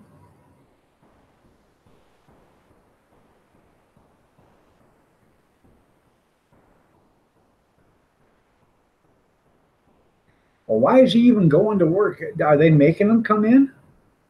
I would even attempt if you got roads that are drifted shut and stuff. I wouldn't even attempt it. So.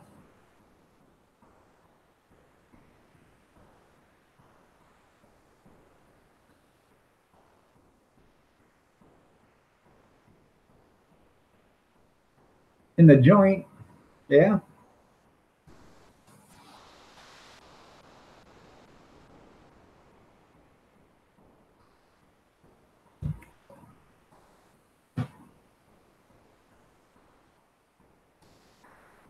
That is just a certain kind of special there, Big Steve. So.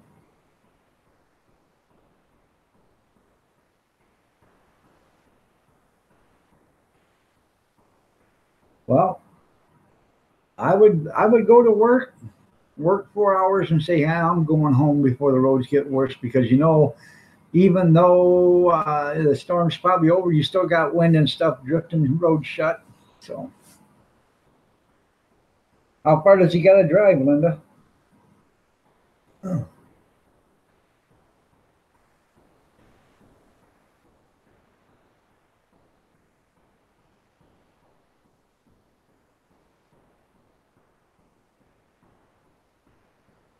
I beg to differ with you, Google. Well, look at it snow. 25 miles.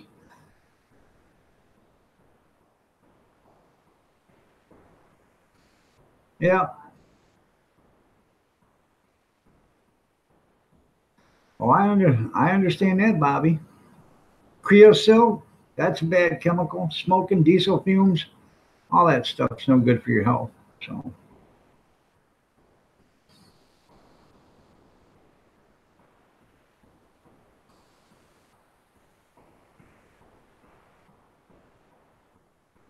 Well, we got it. So, yeah, lots of it.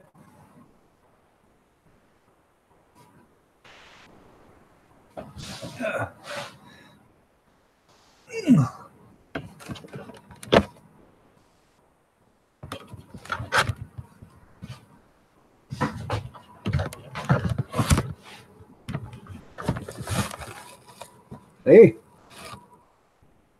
lots of it.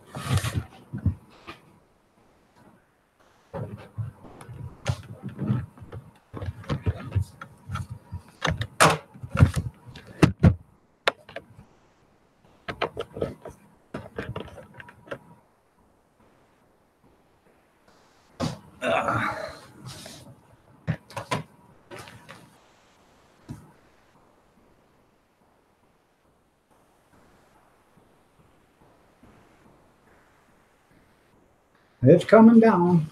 So I gotta get some.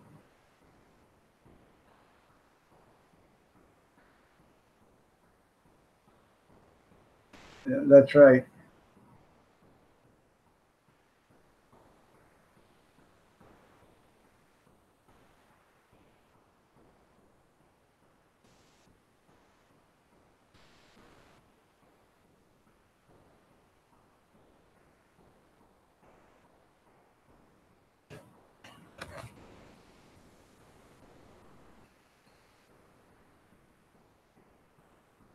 Yeah, snowing like crazy, man. Out there and do some more decorating. So I guess I'm gonna have to find me a pair of boots and put them on and go out there and do some decorating. So it's okay there, Googler. It's just Um, yeah, information, knowledge is so. Everybody's on stuff. Um, if I'd have known how bad they were to begin with, I'd have never started. I swear I would have never started. So,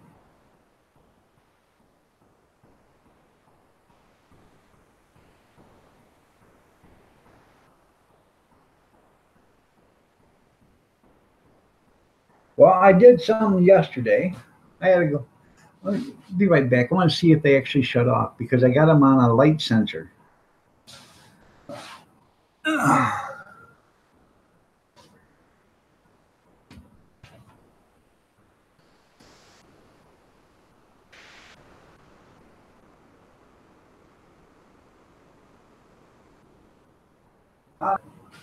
I'm gonna have to get a new light sensor. But if I would dress them now, I'd like. Yeah, it probably would be. It's still dark enough.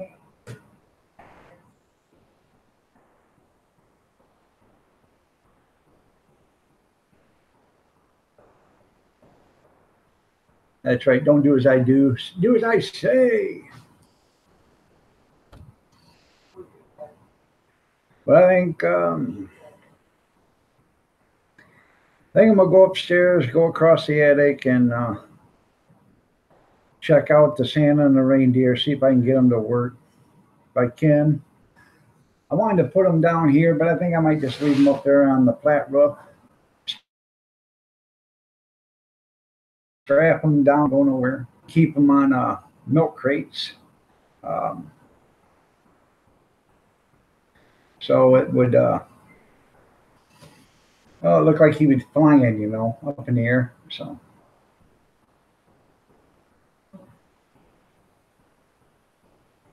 you don't know. She never looked.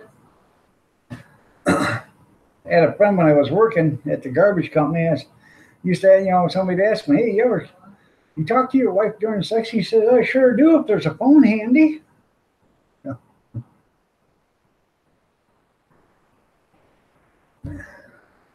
yeah, Santa just works one day a year. That's right. I got a bunch of them, white frame deers, the steel deer, and I've been looking for burlap bags. It's hard to find burlap anymore, but I would actually like to take some burlap and then uh, cover those deer in burlap so they look brown. You know what I mean?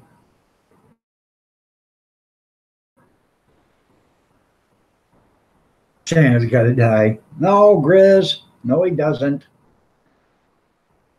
Don't say that. There's kids around.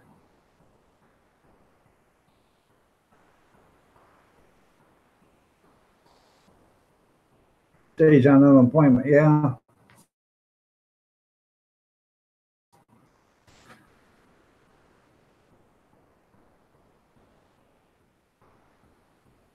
You heard about the Santa Claus that got attacked by the three women that were walking around or walking by, didn't you?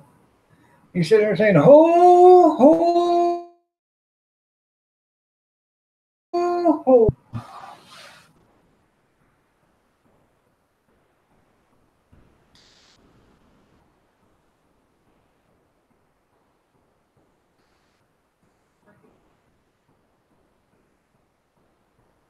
That's right.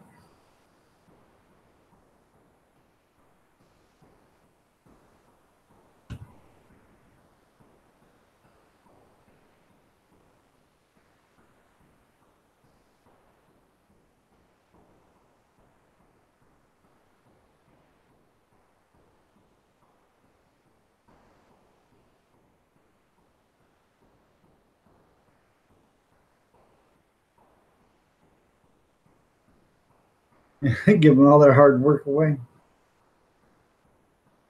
Well, somebody's got to do it. Well, isn't that sort of like government there, Grizz?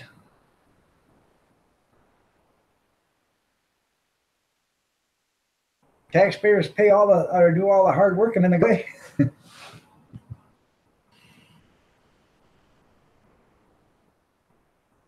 And I tell you what, in all honesty, I don't think a single tax dollar should go to anybody out of the country. Not to one person, not to one single solitary person until everybody in this country is taken care of.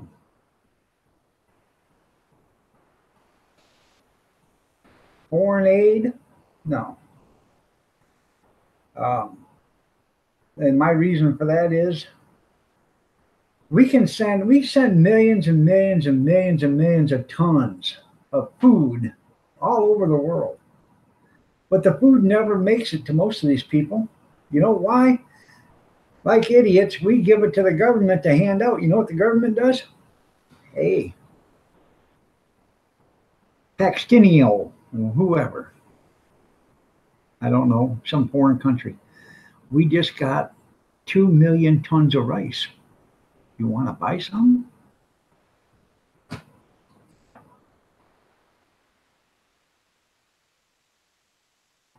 That's what happens to it. Now, if we're going to give out food, why don't we give it to the people themselves instead of the government? That way the people themselves get it.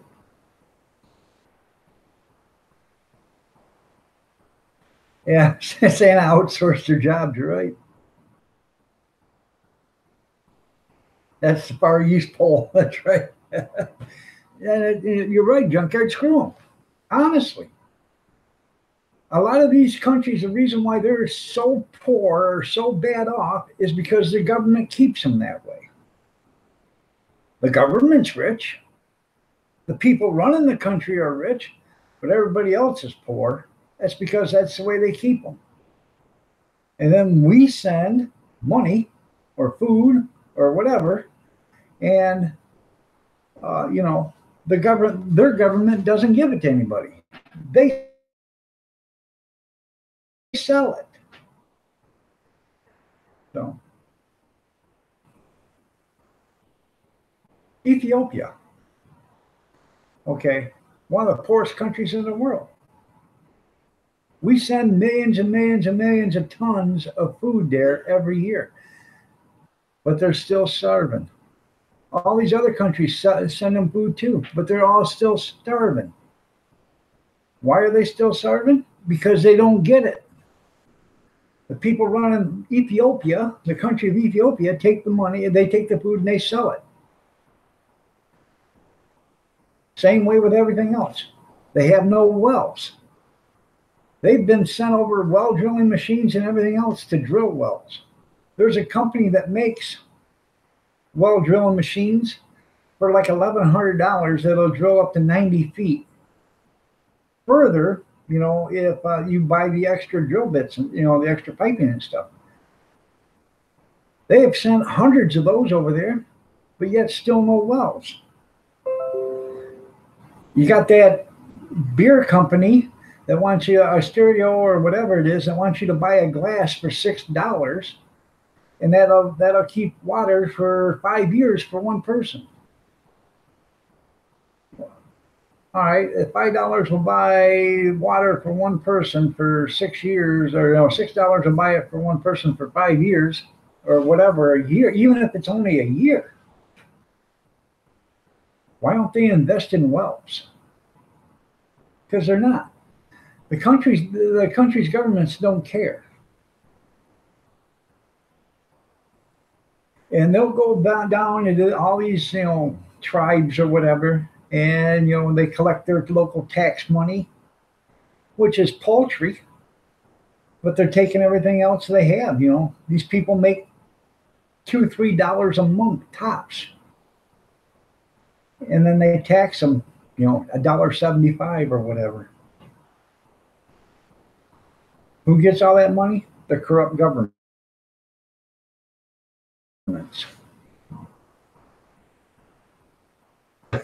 And playing sumo for fun, that's right.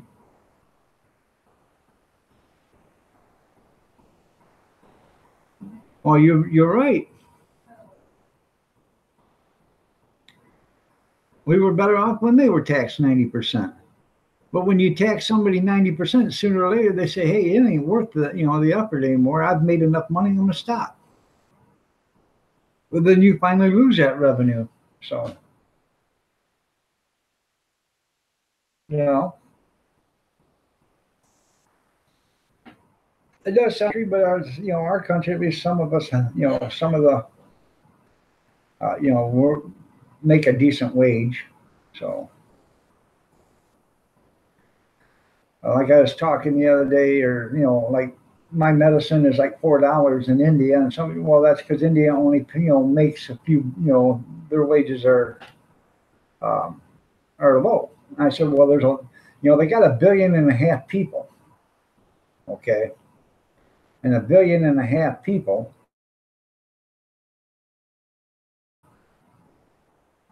I based 1 billion and one, 1.2 billion or whatever make at least $25,000 a year, American. So you got 300 million that don't make 25,000 a year. They probably make. There's a bunch of them that make 8,000-9,000 a year, but between the 8,000 and 9,000 and 25, there's a lot more that make that. But when you pay $4 for a prescription that costs me 158, figure that out. If you make $1,000 and your prescription costs you, I make $24,000, and my prescription costs me 158. It's not. There's no fair balance there. So, no.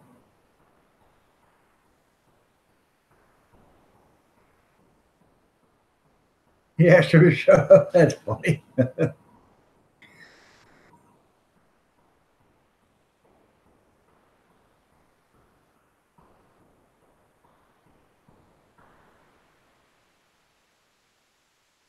You're right. They didn't lower taxes to working jobs into it, and tax money is tax money. Um, I think I've explained this once or twice before, but you take a dollar bill and you go to the store and you buy uh, some Phillips head screws for $1. So it's $1.06 with tax. So you give them, okay. A guy comes in, he buys $4 worth or $3 worth of stuff, 18 cents. They give him back $1.82. So they give him back here $1.82. He walks out of there and he goes to another store and he spends that dollar on something else, which pays 6 cents tax on it. Figure that out. If a dollar gets spent 3 or 4 times a day, the same dollar bill, 6 cents every time it gets spent, or 7 cents in Michigan. I'm sorry, it's 7 cents now. But if it gets spent in Michigan or any other state that has sale tax on it, 4 times a day, figure that out. It don't take very long for that dollar bill to leak because it's already paid itself, that dollar's worth of interest or, tax money on it. And that's how the government makes their money.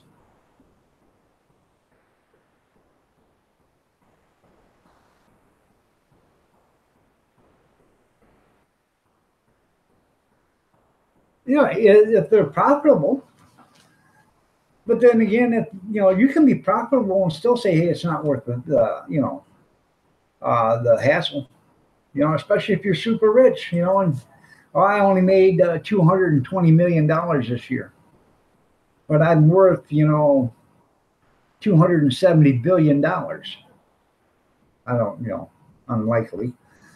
I'm worth 270 billion. So $220 million is nothing. It's nothing. Why am I wasting my time? I'm done.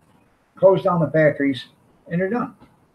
That's what a lot of these were doing and thinking about doing when the tax rate was so high, because they were super rich and they didn't want to, the money that they were making was good money, but it was paltry to the money they had. And then when you take 90% tax on it, it's not a good deal. That's right. Now I know how to double my money, spend it. That's right. So,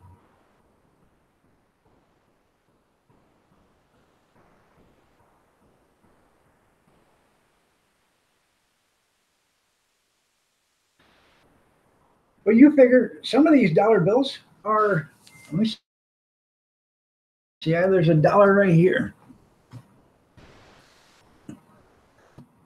Get my spectacles on.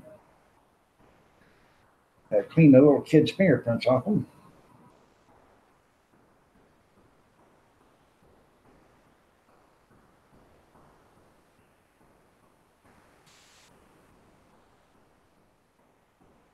Okay. This dollar bill right here is a 2013. So this dollar bill is 5 years old. I can pretty much guarantee you this dollar bill right here is probably made $200-300 worth of tax money.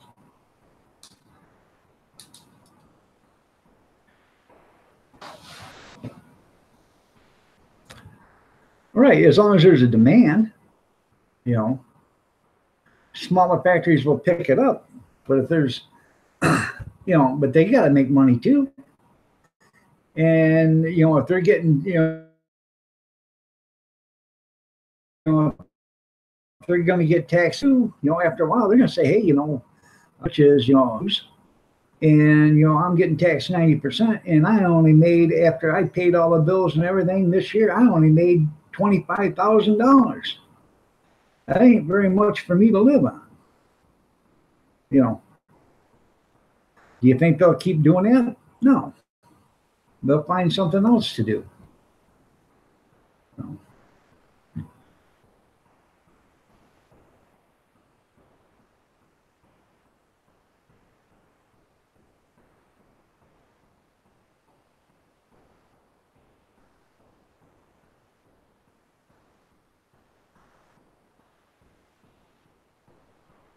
And if there ain't a demand, it ain't needed. You're right. But even if there is a demand, if you got a 90% tax base on it and you're not making a lot of profit, is it worth the effort? That's where I'm getting at. Is it worth the effort? And some people just look at it and say, no, I could pick up pop bottles for that kind of money, or, it's not, I'll go work for somebody else and don't have all the headaches. You know what I'm saying?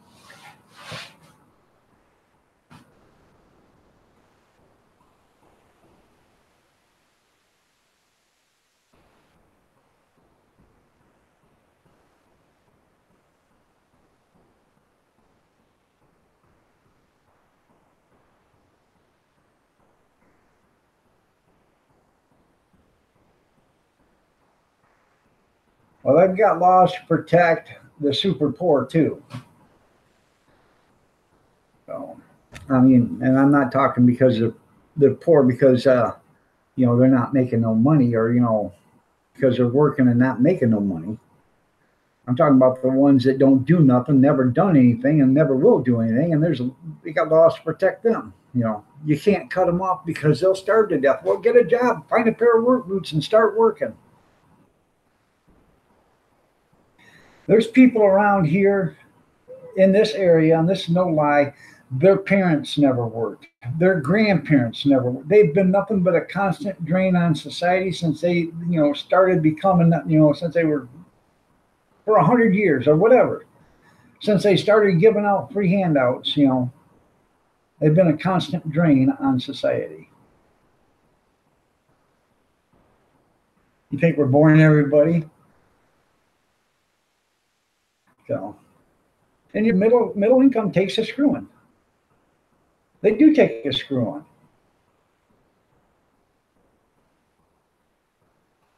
I've paid my fair share of taxes.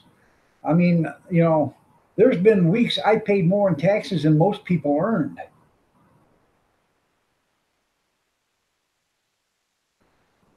But when you, put in 60 or 80 and they, tax the living hell out of you on overtime.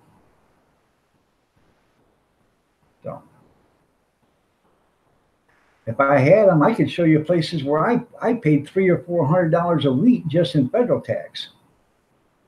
Not to mention, the Medicare, the Social Security, and all the other stuff, and the state income tax.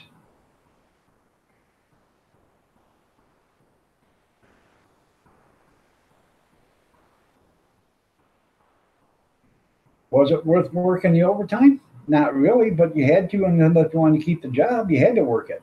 So.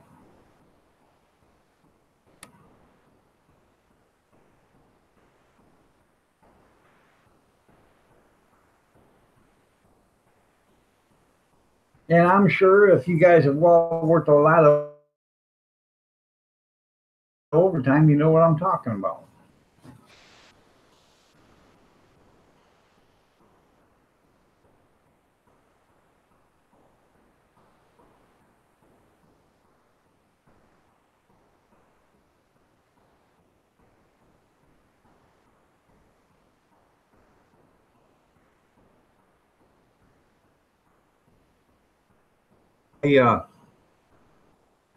Most people pay like an 18% tax or whatever total.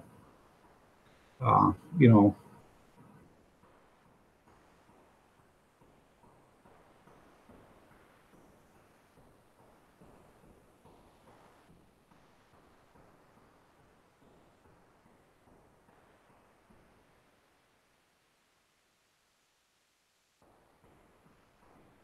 oh, I bet, Tim. I bet 100%.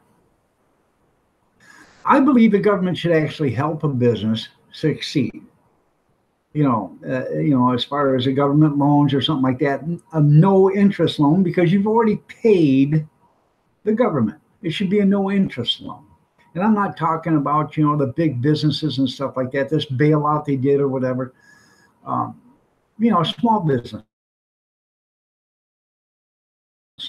You need $20,000. Well, you got like any other loan, you got to have collateral thing, no interest. Payments are affordable,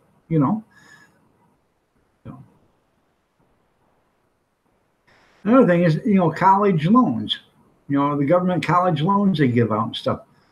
Some of the interest rates on that is ridiculous. Some of these people pay for 40 years on these college loans. Are you kidding me? For a job that they don't do nothing in. I mean, they have to go to McDonald's and work because they couldn't find a job in the area that they went because, liberal arts is in such a high demand.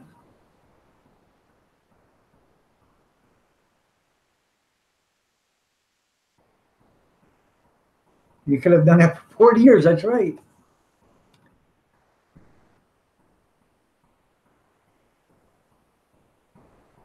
I agree there, Junkyard. But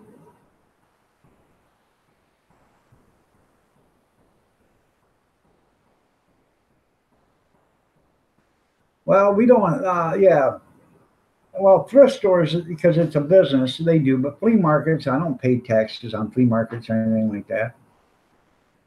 Good morning, FFP. Nice to have you here, Howie.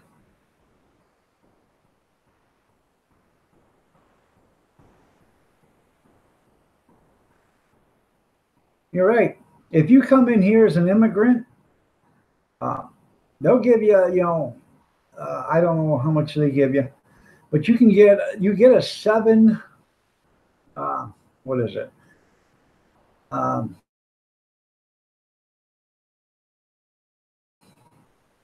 a 5-star, whatever, just to start out here. And when it's all said and done, you can get government loans and everything else to start doing for people that live here. So that's what I call investing in America. They don't invest in America, and that's where they should invest. And the money that goes out of state, I don't believe anybody should be able to transfer one nickel from any place out of the country, not without government approval. I was at Walmart a couple of months ago, and there was a guy there that had $2,500, and he was sending it to Mexico. And there was 3 other guys behind me with wads of cash, and they were sending their money to Mexico. Why? They come here, make the money, and send it out of the country. No, that should make it illegal. It shouldn't be able to send a nickel nowhere unless it stays inside the United States. Even the banks shouldn't be able to transfer funds from one bank to another bank out of country from one account. You'd see all this illegal drug activity and everything else stop, and you'd see all these tax shelters that are offshore, offshore tax shelters or whatever you want to call them. You see all that stuff stopping too. All right, Bama. Sorry you feel that way. Hopefully you'll get better. So, yeah, I'd like to have the grants and not loans. You're right. So.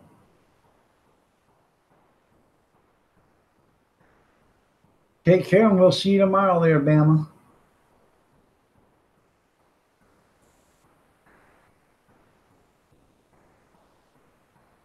Yeah, let us know if you're not feeling any better. And or tax the living hell out of it. Yeah, sure. You want to send $10,000 to Lithuania? It'll cost you $9,995, and it's going to go into a special fund to help the disabled veterans.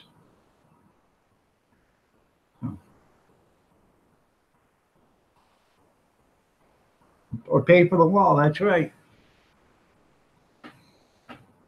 I did stay in a Holiday Inn, so I'm coming up with some good ideas.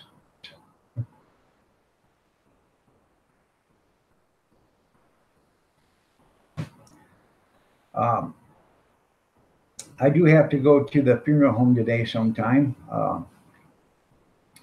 And I got to go to a funeral tomorrow. Less than a month ago, an old family friend died.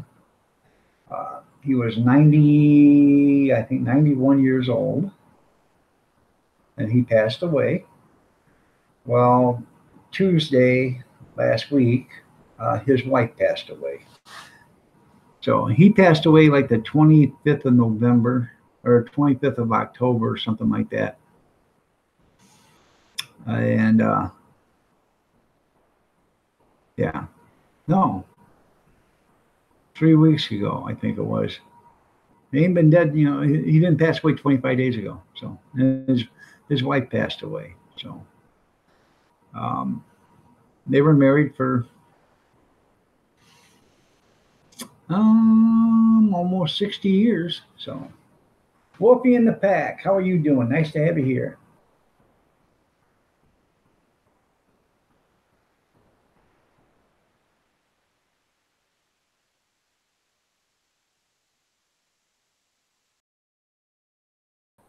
Yeah, need to vote them all out. You guys seen my post on? I think all crooked politicians got to be hung in a county square. If you are convicted of being a crooked politician, then you got to be hung. You know how many crooked politicians would stop being crooked politicians after they hung the first 50 or 60 of them? They'd all be honest politicians then.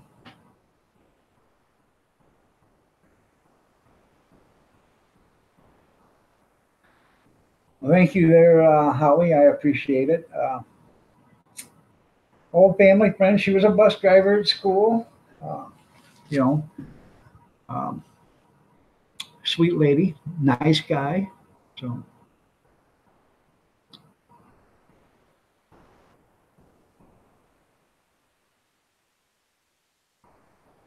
How are you doing today? You're looking lovely as ever. Nice to see you here.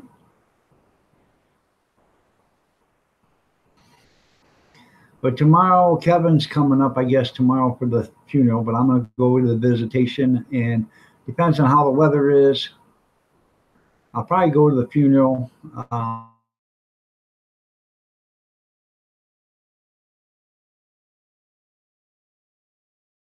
But I probably won't go to the cemetery because it's going to be icy and like that, because if I fall down, there'll be a second funeral right then and there,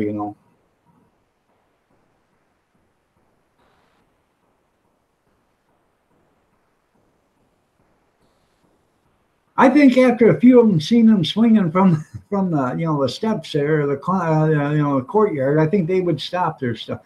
And the first one you go after is Hillary and Billary. Get them both. All right, there, Warren. You have yourself a great day, man. Take care. God bless you. So, And remember, you guys, watch Warren Floyd's video on how to cook with a welder. It looks pretty interesting. I haven't seen it yet, but I think I understand the concept. So you want that medium or medium well?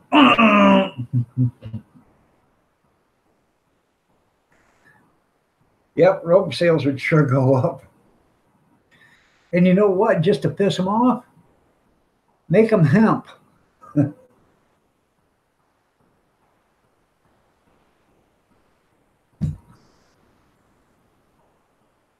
Proud Mom, 1966. Good morning. How are you doing today? Nice to see you here. Are you some snow there, Proud Mom? Is Gene Chambers taking it all? Because you know, he did want every drop of snow he could get. So said something about selling it as unassembled snowmen or something like that.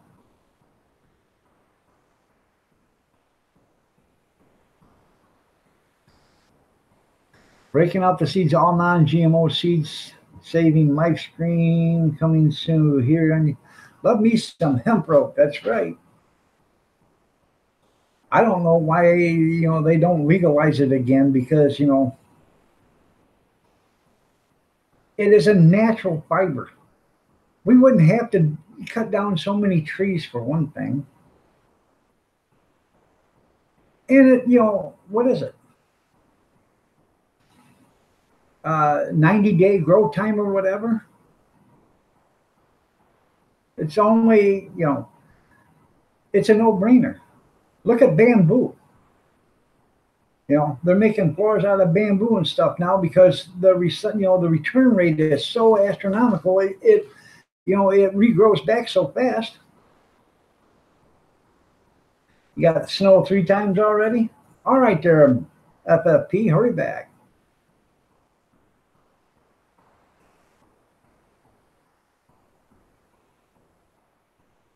That's right. Use cable.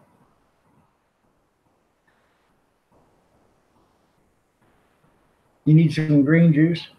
Well, I tell you what, there, Grizz, for the for the males, uh, politicians that get caught with their, you know, tally out of their pants, instead of spending millions and millions of dollars, because you know we do have a slush fund that the government has to pay off, and you know, uh, sexual offenses. Instead of doing that, why don't we just wrap a guitar string around their testes and drop them off a tree branch? That'll take care of that problem.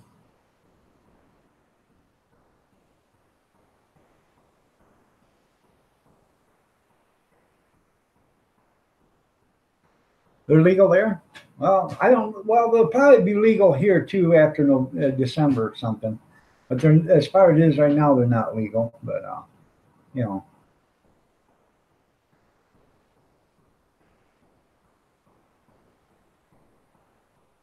used to have an old hemp rope. Man, that thing was about this big around. It was, I don't know, something you find on a ship or something. But it was a big one.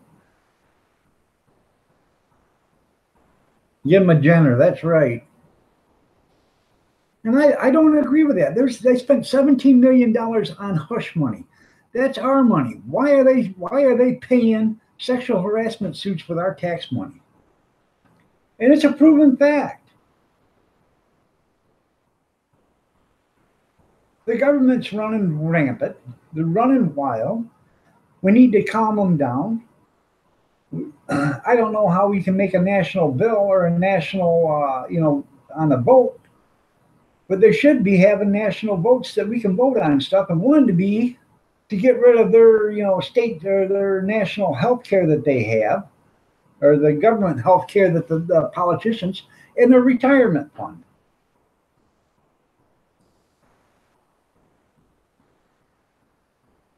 Now, skin it like a catfish, pair of pliers, start pulling.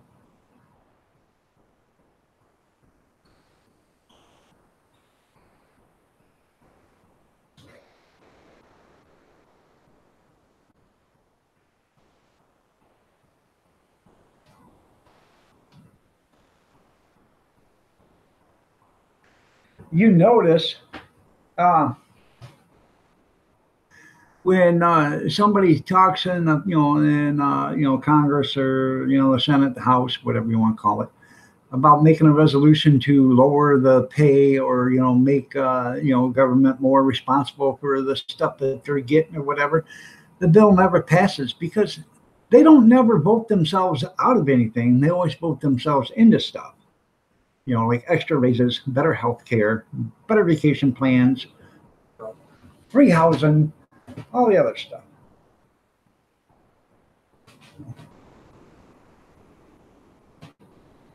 Yeah, then send them to California. California is a place you had to be. So they loaded up the guilty and they moved to Beverly.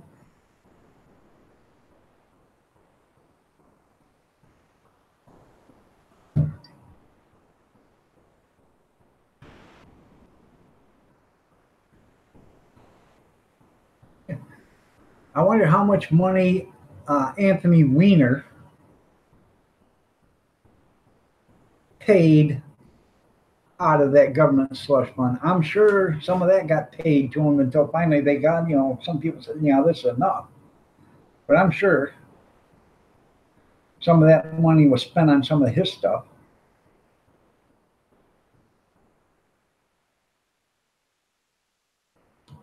Look, are you crazy? People in New Jersey voted him back, or voted for him again. Well, he wasn't found guilty. Well, the reason why he wasn't found guilty is because they were paid off. He was as guilty as the day was long. If you got enough evidence to indict him, you've got enough evidence to convict him. All you need is 12 people to say, yeah. Well, I'm sure that some of them received a little care package, or their family did. Yeah, send them to the gay bay. There you go.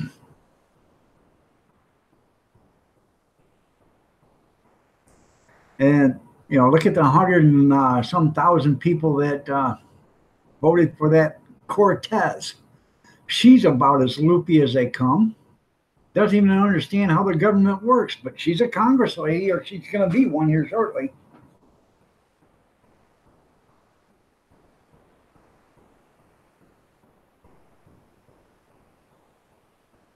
Yeah, they don't, I think every politician's voting record ought to be, put up when they're running for an election or whatever. That should be brought up, every time they have a commercial. He voted yeah on this, he voted no on this, he voted yes, he voted no, he voted no, he voted no, he voted no, he voted yes, he voted no, he voted no. That should be all public record. Right then and there during the commercial. It shouldn't be, him attacking the other person or her attacking the other person. His voting record should be put up, or her voting record. And if they've never been in Congress, then they should make promises and be held to them. If you make a promise, you better keep it.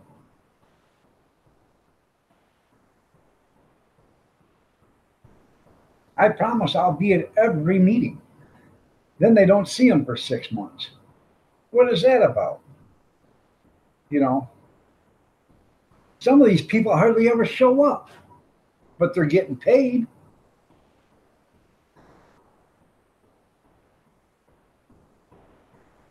No, she's the one from New York. She's the youngest congresswoman ever. She's only like 26 or something like that, 24. She's the one on Facebook everybody's making fun of because she's so stupid. She said that, she can't wait to be inaugurated as a congressperson. Well, first of all, you get sworn in, you're not inaugurated. So she didn't understand how that works. Then you got the three houses. You got the president, Senate, and the House. She didn't know how that works either. I'm a little fuzzy on how it works myself because I haven't dealt with it since I was, 15 years old. But I do know a bunch of other, I do more. I think I know more than what she's understanding.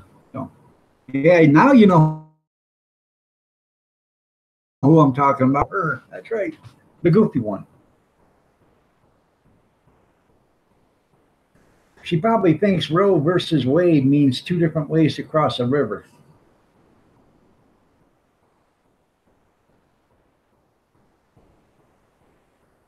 You're right. They shouldn't pork barrel nothing. You're absolutely right, Chris. But then you got these, but well, if you vote for that, I'll make sure you guys get an extra incentive in your state. And we'll add that into the bill. Well, they put so much pork in the bill to, appease all these voters. And it's bribery. That's exactly what it is. It's bribery. You're bribing another politician to vote your way. That's exactly what it is. But yet, if I told you, hey, Grizz, here's $100, you go in there and you vote for Republican. That's called a bribe in the outside world. And what that means is when the cops find out that I bribed you $100 to change your mind, I'm going to wear a pair of handcuffs, and so are you. Me for giving and you for taking. But in Washington, D.C., it's completely legal and it's totally acceptable. You know why? Because they're the ones that made it so it could be.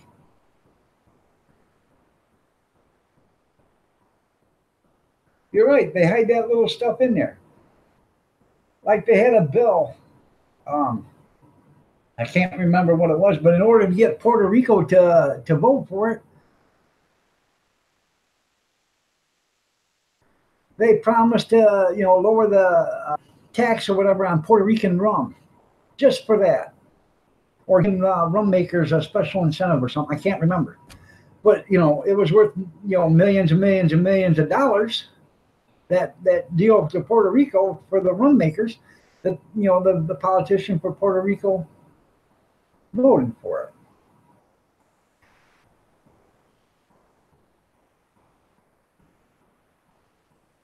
Yeah, I know. Neither one's going to block that stuff. They're not going to do that. But if we could get it to make a national, get it on the national vote, like you do with your counties. When you have a vote, they have different bills they want you to vote on. Why can't we do that with America? With the United States, with the federal government? Have a national vote once a year. This bill, this bill, this bill, this bill, and this bill. Let the people vote on it, not the congressman. Let them make the bill and let them make it so the average citizen can understand it. Not the 1,472 pages for but we don't know what's in it, but we're going to vote on it and then we'll read it later. No. Savine Farmer Chick, how are you doing? Nice to have you here. You're looking lovely as ever. Thank you for sending some love our way. I appreciate it.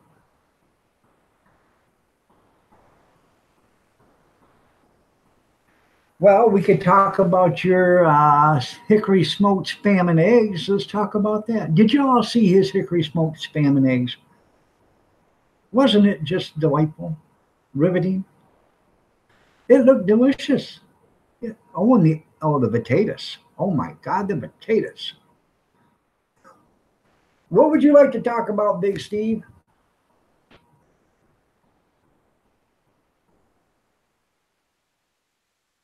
There isn't too much to talk about.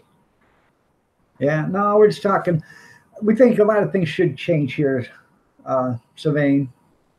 I think the people had to be more involved with the government than what the government's letting us.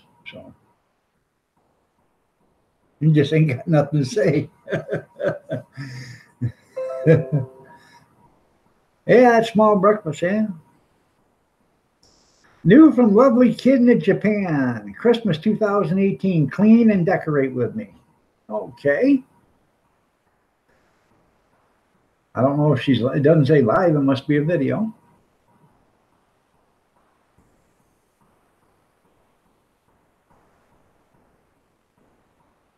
You're right. They won't do it. I have no idea. I don't. I have no idea.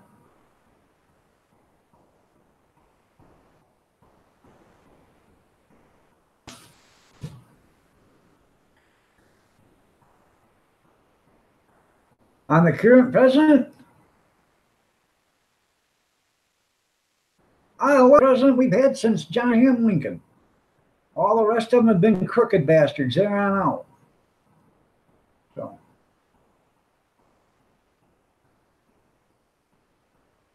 And the reason why I say that, and Ross Perot would have been another nice president or good president, because when you're a billionaire, you can't be bought. You don't need no more money. So look at the last one we had. Come into the United States presidency with $400,000 in assets. Left with $40 million in assets. How do you make in 8 years, $39,600,000 in assets? How do you do that in 8 years? Now that's some economic recovery right there.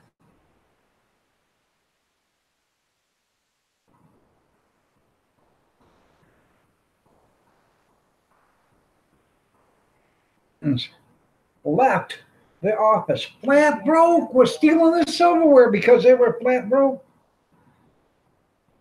How many years ago? I don't know, 20 years ago, 1995, 1990. Now they're worth $400 million. $400 million. Huh.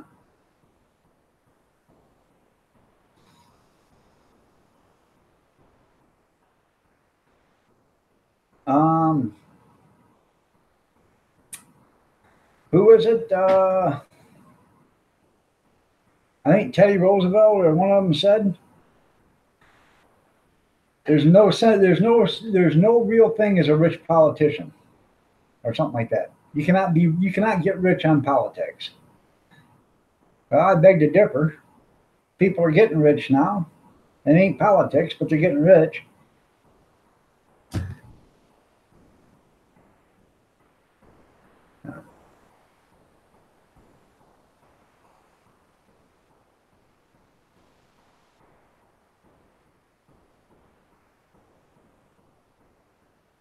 Yeah, I bet he did, Junkyard. So,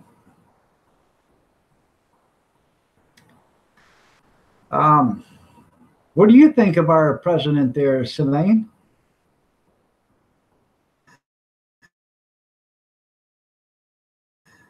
They did on in the Parliament in England, and there was a couple of guys stood right up. They practically thought that President Trump was the best thing since sliced bread, because they know he's not taking no guff or no bull from the rest of them. So.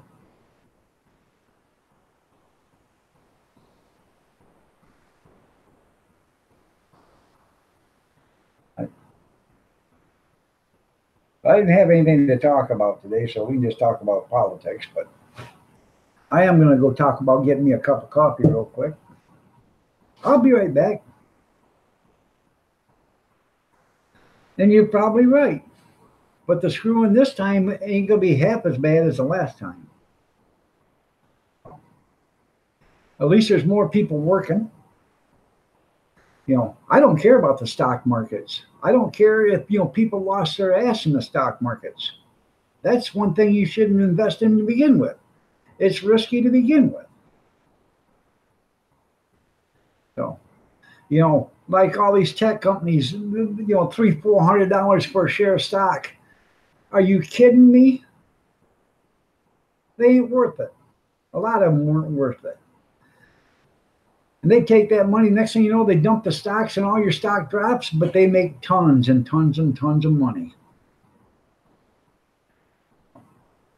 And by the way, politicians are allowed for insider trading. Not anybody else. And that's what happened to Martha Stewart. She was in a party and there was a guy talking about, with a bunch of politicians, and they were talking about doing this and doing that and what was going to happen. So she took that advice, made some trades, and then she didn't get that. She didn't get arrested and put in prison for that, but she got arrested for lying to the. Imagine that, lying to the FBI, and you go to prison, huh? that only must work for people that aren't politicians. You know, there's nothing to say, don't say anything at all. You got to comment. Well, you know.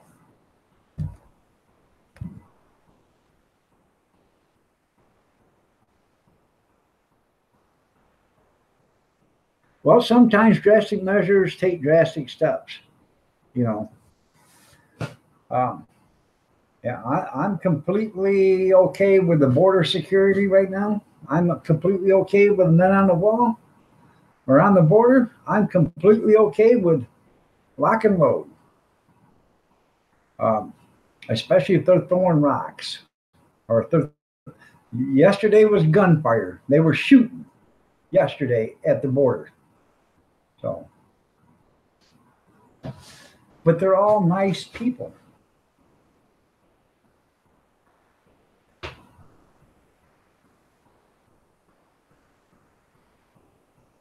As soon as I can get up.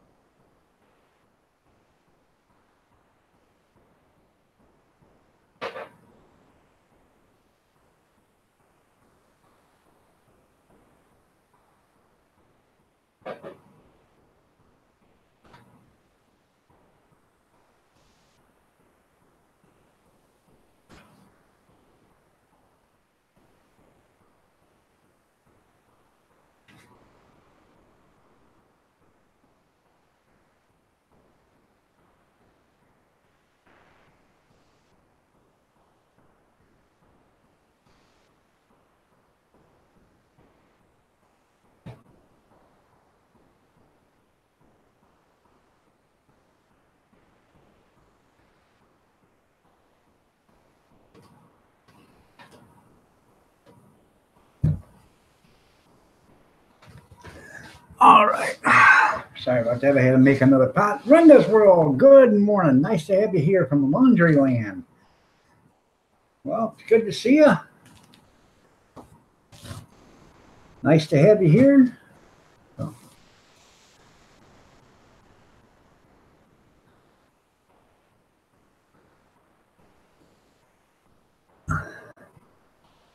Well, I don't know if it's making a mockery of the presidency, but sometimes you got to do what you got to do to get the word out. So,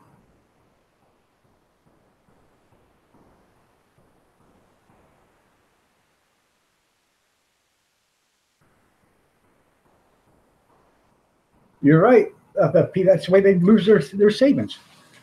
So, the stock market, you know, I would never invest in it. So, because it's not a guarantee. So, nothing's a guarantee, but you know, stock market is a high risk. So,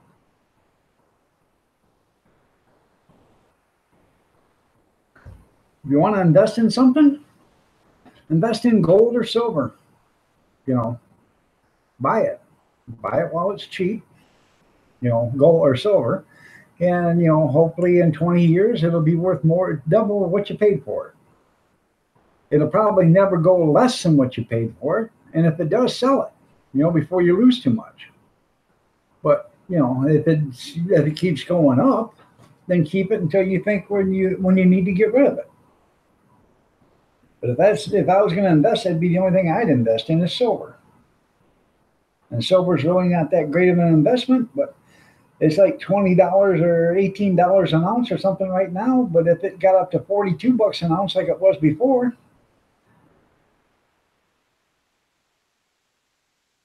and you had 1,000, pretty good profit margin right there. So there's a reason why some of these banks and stuff are buying ounces of you know, silver every month or whatever.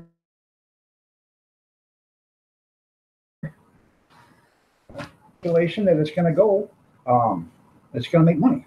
And when they do make enough money, they're going to sell it and they're going to flood the market. And when they sell it, they're going to get a high dollar for it, sell it, flood the market, and the price will drop again. So, looking like. So,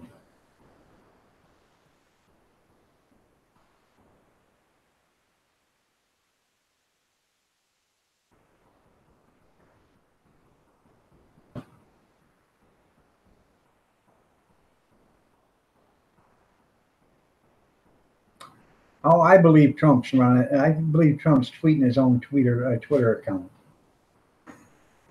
Let's face it, he is not the most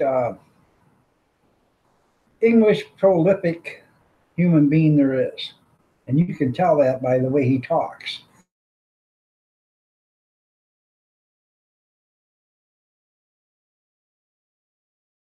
But he talks like normal people. He doesn't talk like.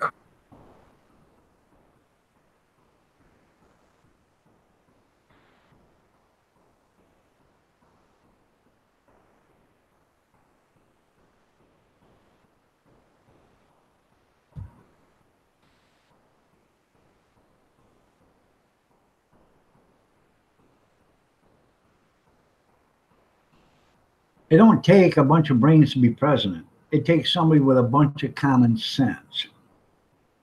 And when you had all these other people running for president, he was the best choice out of all of them. Not that he was the best politically, correct choice, or the political, how can you put it, politically educated or seasoned, if you may, but he was the best choice out of all of them. And the day of the vote, a lot of people said, now, wait a minute. Do we want this person that's been indicted and questioned and questioned and questioned and questioned and indicted and lied and lied? Do you want her as president? Or are we going to take our chances with him? And a lot of people took their chances with him. Trust me, I'd have much rather had Jesse Ventura as president, but I'll take Donald Trump.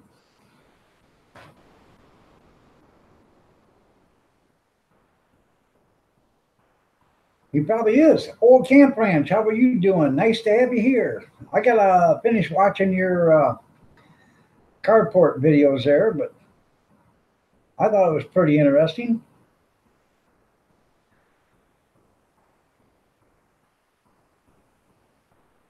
So,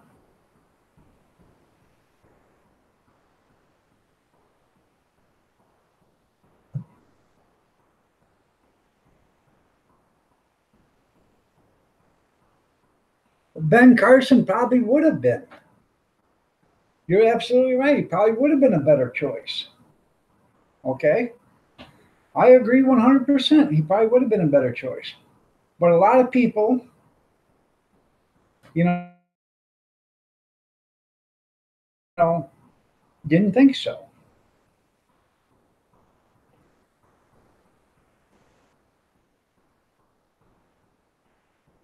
That's right. When you went to the desert, that's right. No, George Carlin would not have made a good president.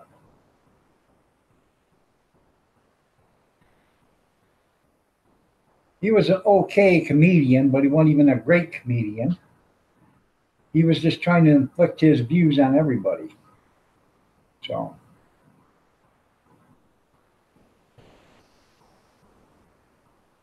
I agree, old camp.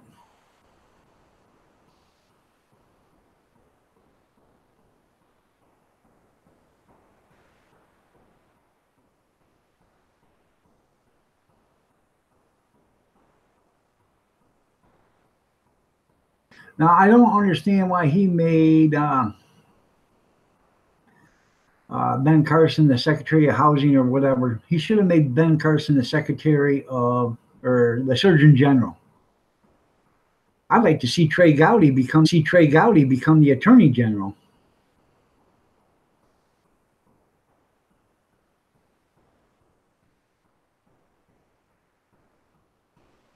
Because I think Trey Gowdy would go after Hillary because he knows she's lying as the day is long.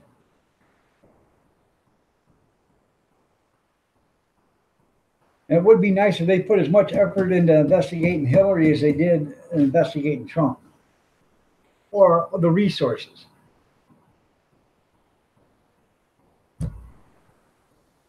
And didn't.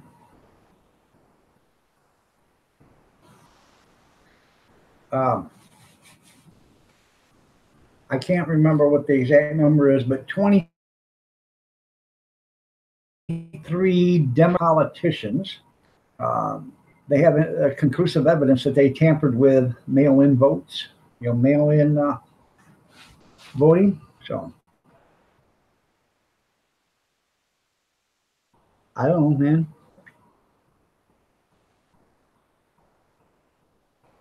You're right.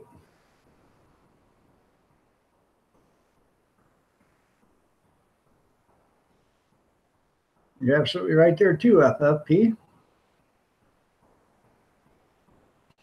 Like Jesse Ventura said, the reason why he got out of politics is because every time he went anywhere where there were a bunch of politicians, he felt like he needed to take a shower when he got done.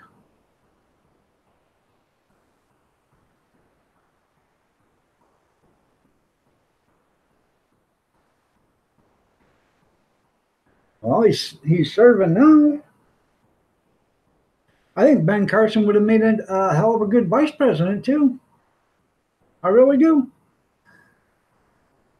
I'd have voted for Ben Carson if he'd have made nomination.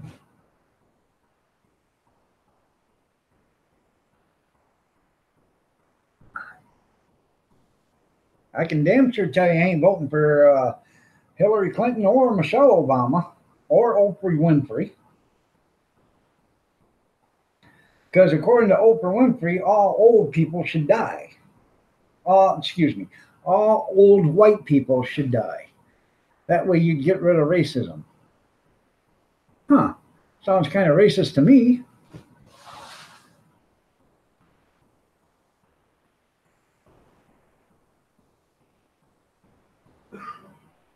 Vote for Pedro? I tried that, but Pedro didn't want to run. Now, this last vote we had, there was a few places where there was only one person running, so I wrote in myself.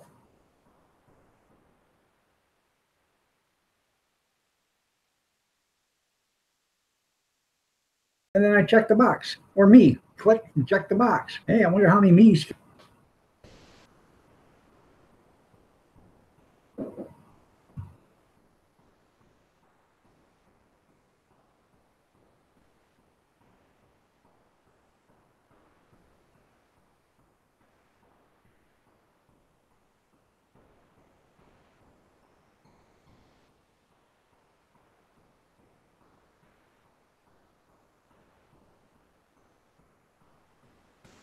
Oh no.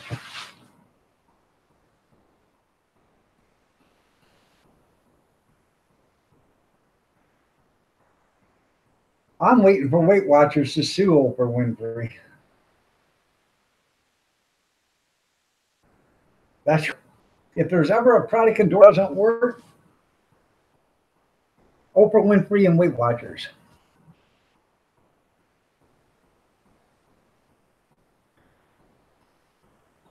All right, there, FFP. You have yourself a great day, Howie. We'll see you later, man. Take care.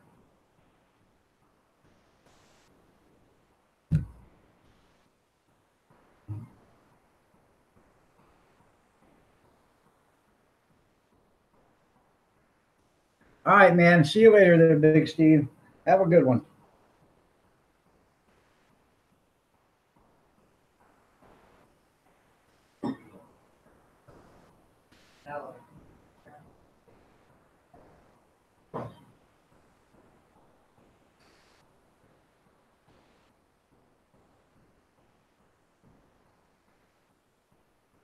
But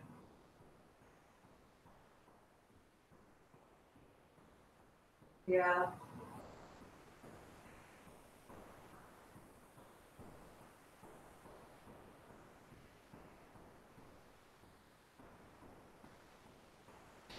Vote for Pedro. There you go. Is today your birthday, Molly? Molly, don't go nowhere. Hey.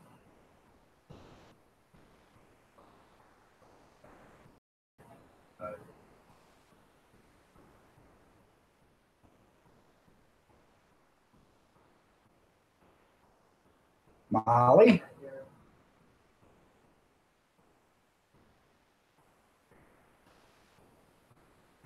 Molly? Okay. Happy birthday to you. Happy birthday to you. Happy birthday, dear Molly. Happy birthday to you.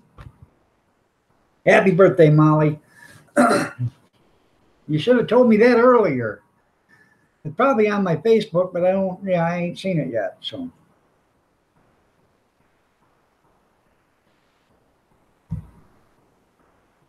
And Allie was supposed to get a hold of me Saturday so I could sing happy birthday to Doris, but she didn't do it. And I haven't seen Allie since. So.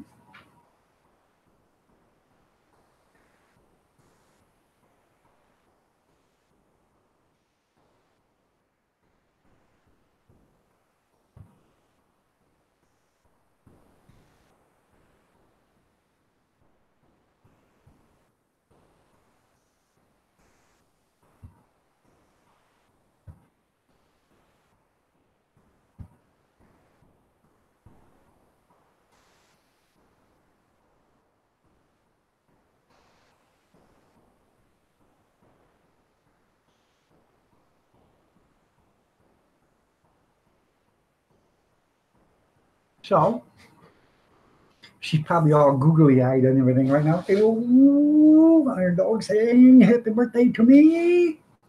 Yeah. You're welcome, Molly. Happy birthday. Don't look a day over 25.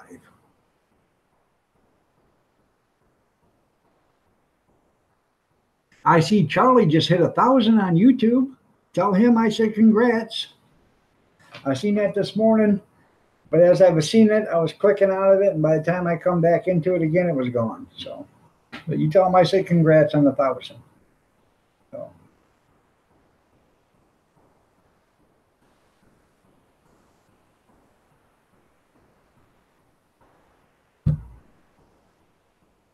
I need to find some chalk so I can write how many days before Christmas.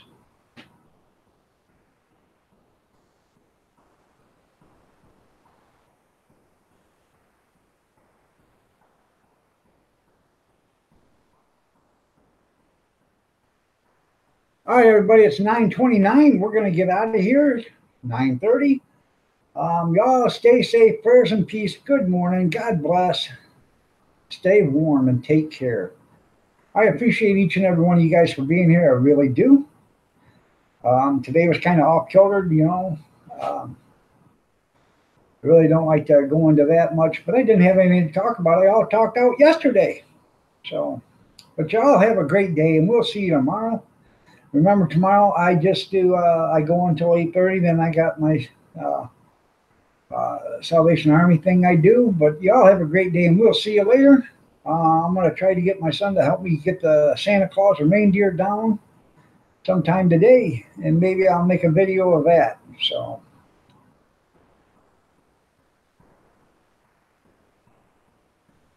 Well, how about if we all register as Republicans and maybe the Democrats would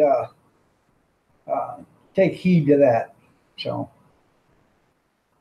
all right, y'all have a great one. We'll see you later. God bless.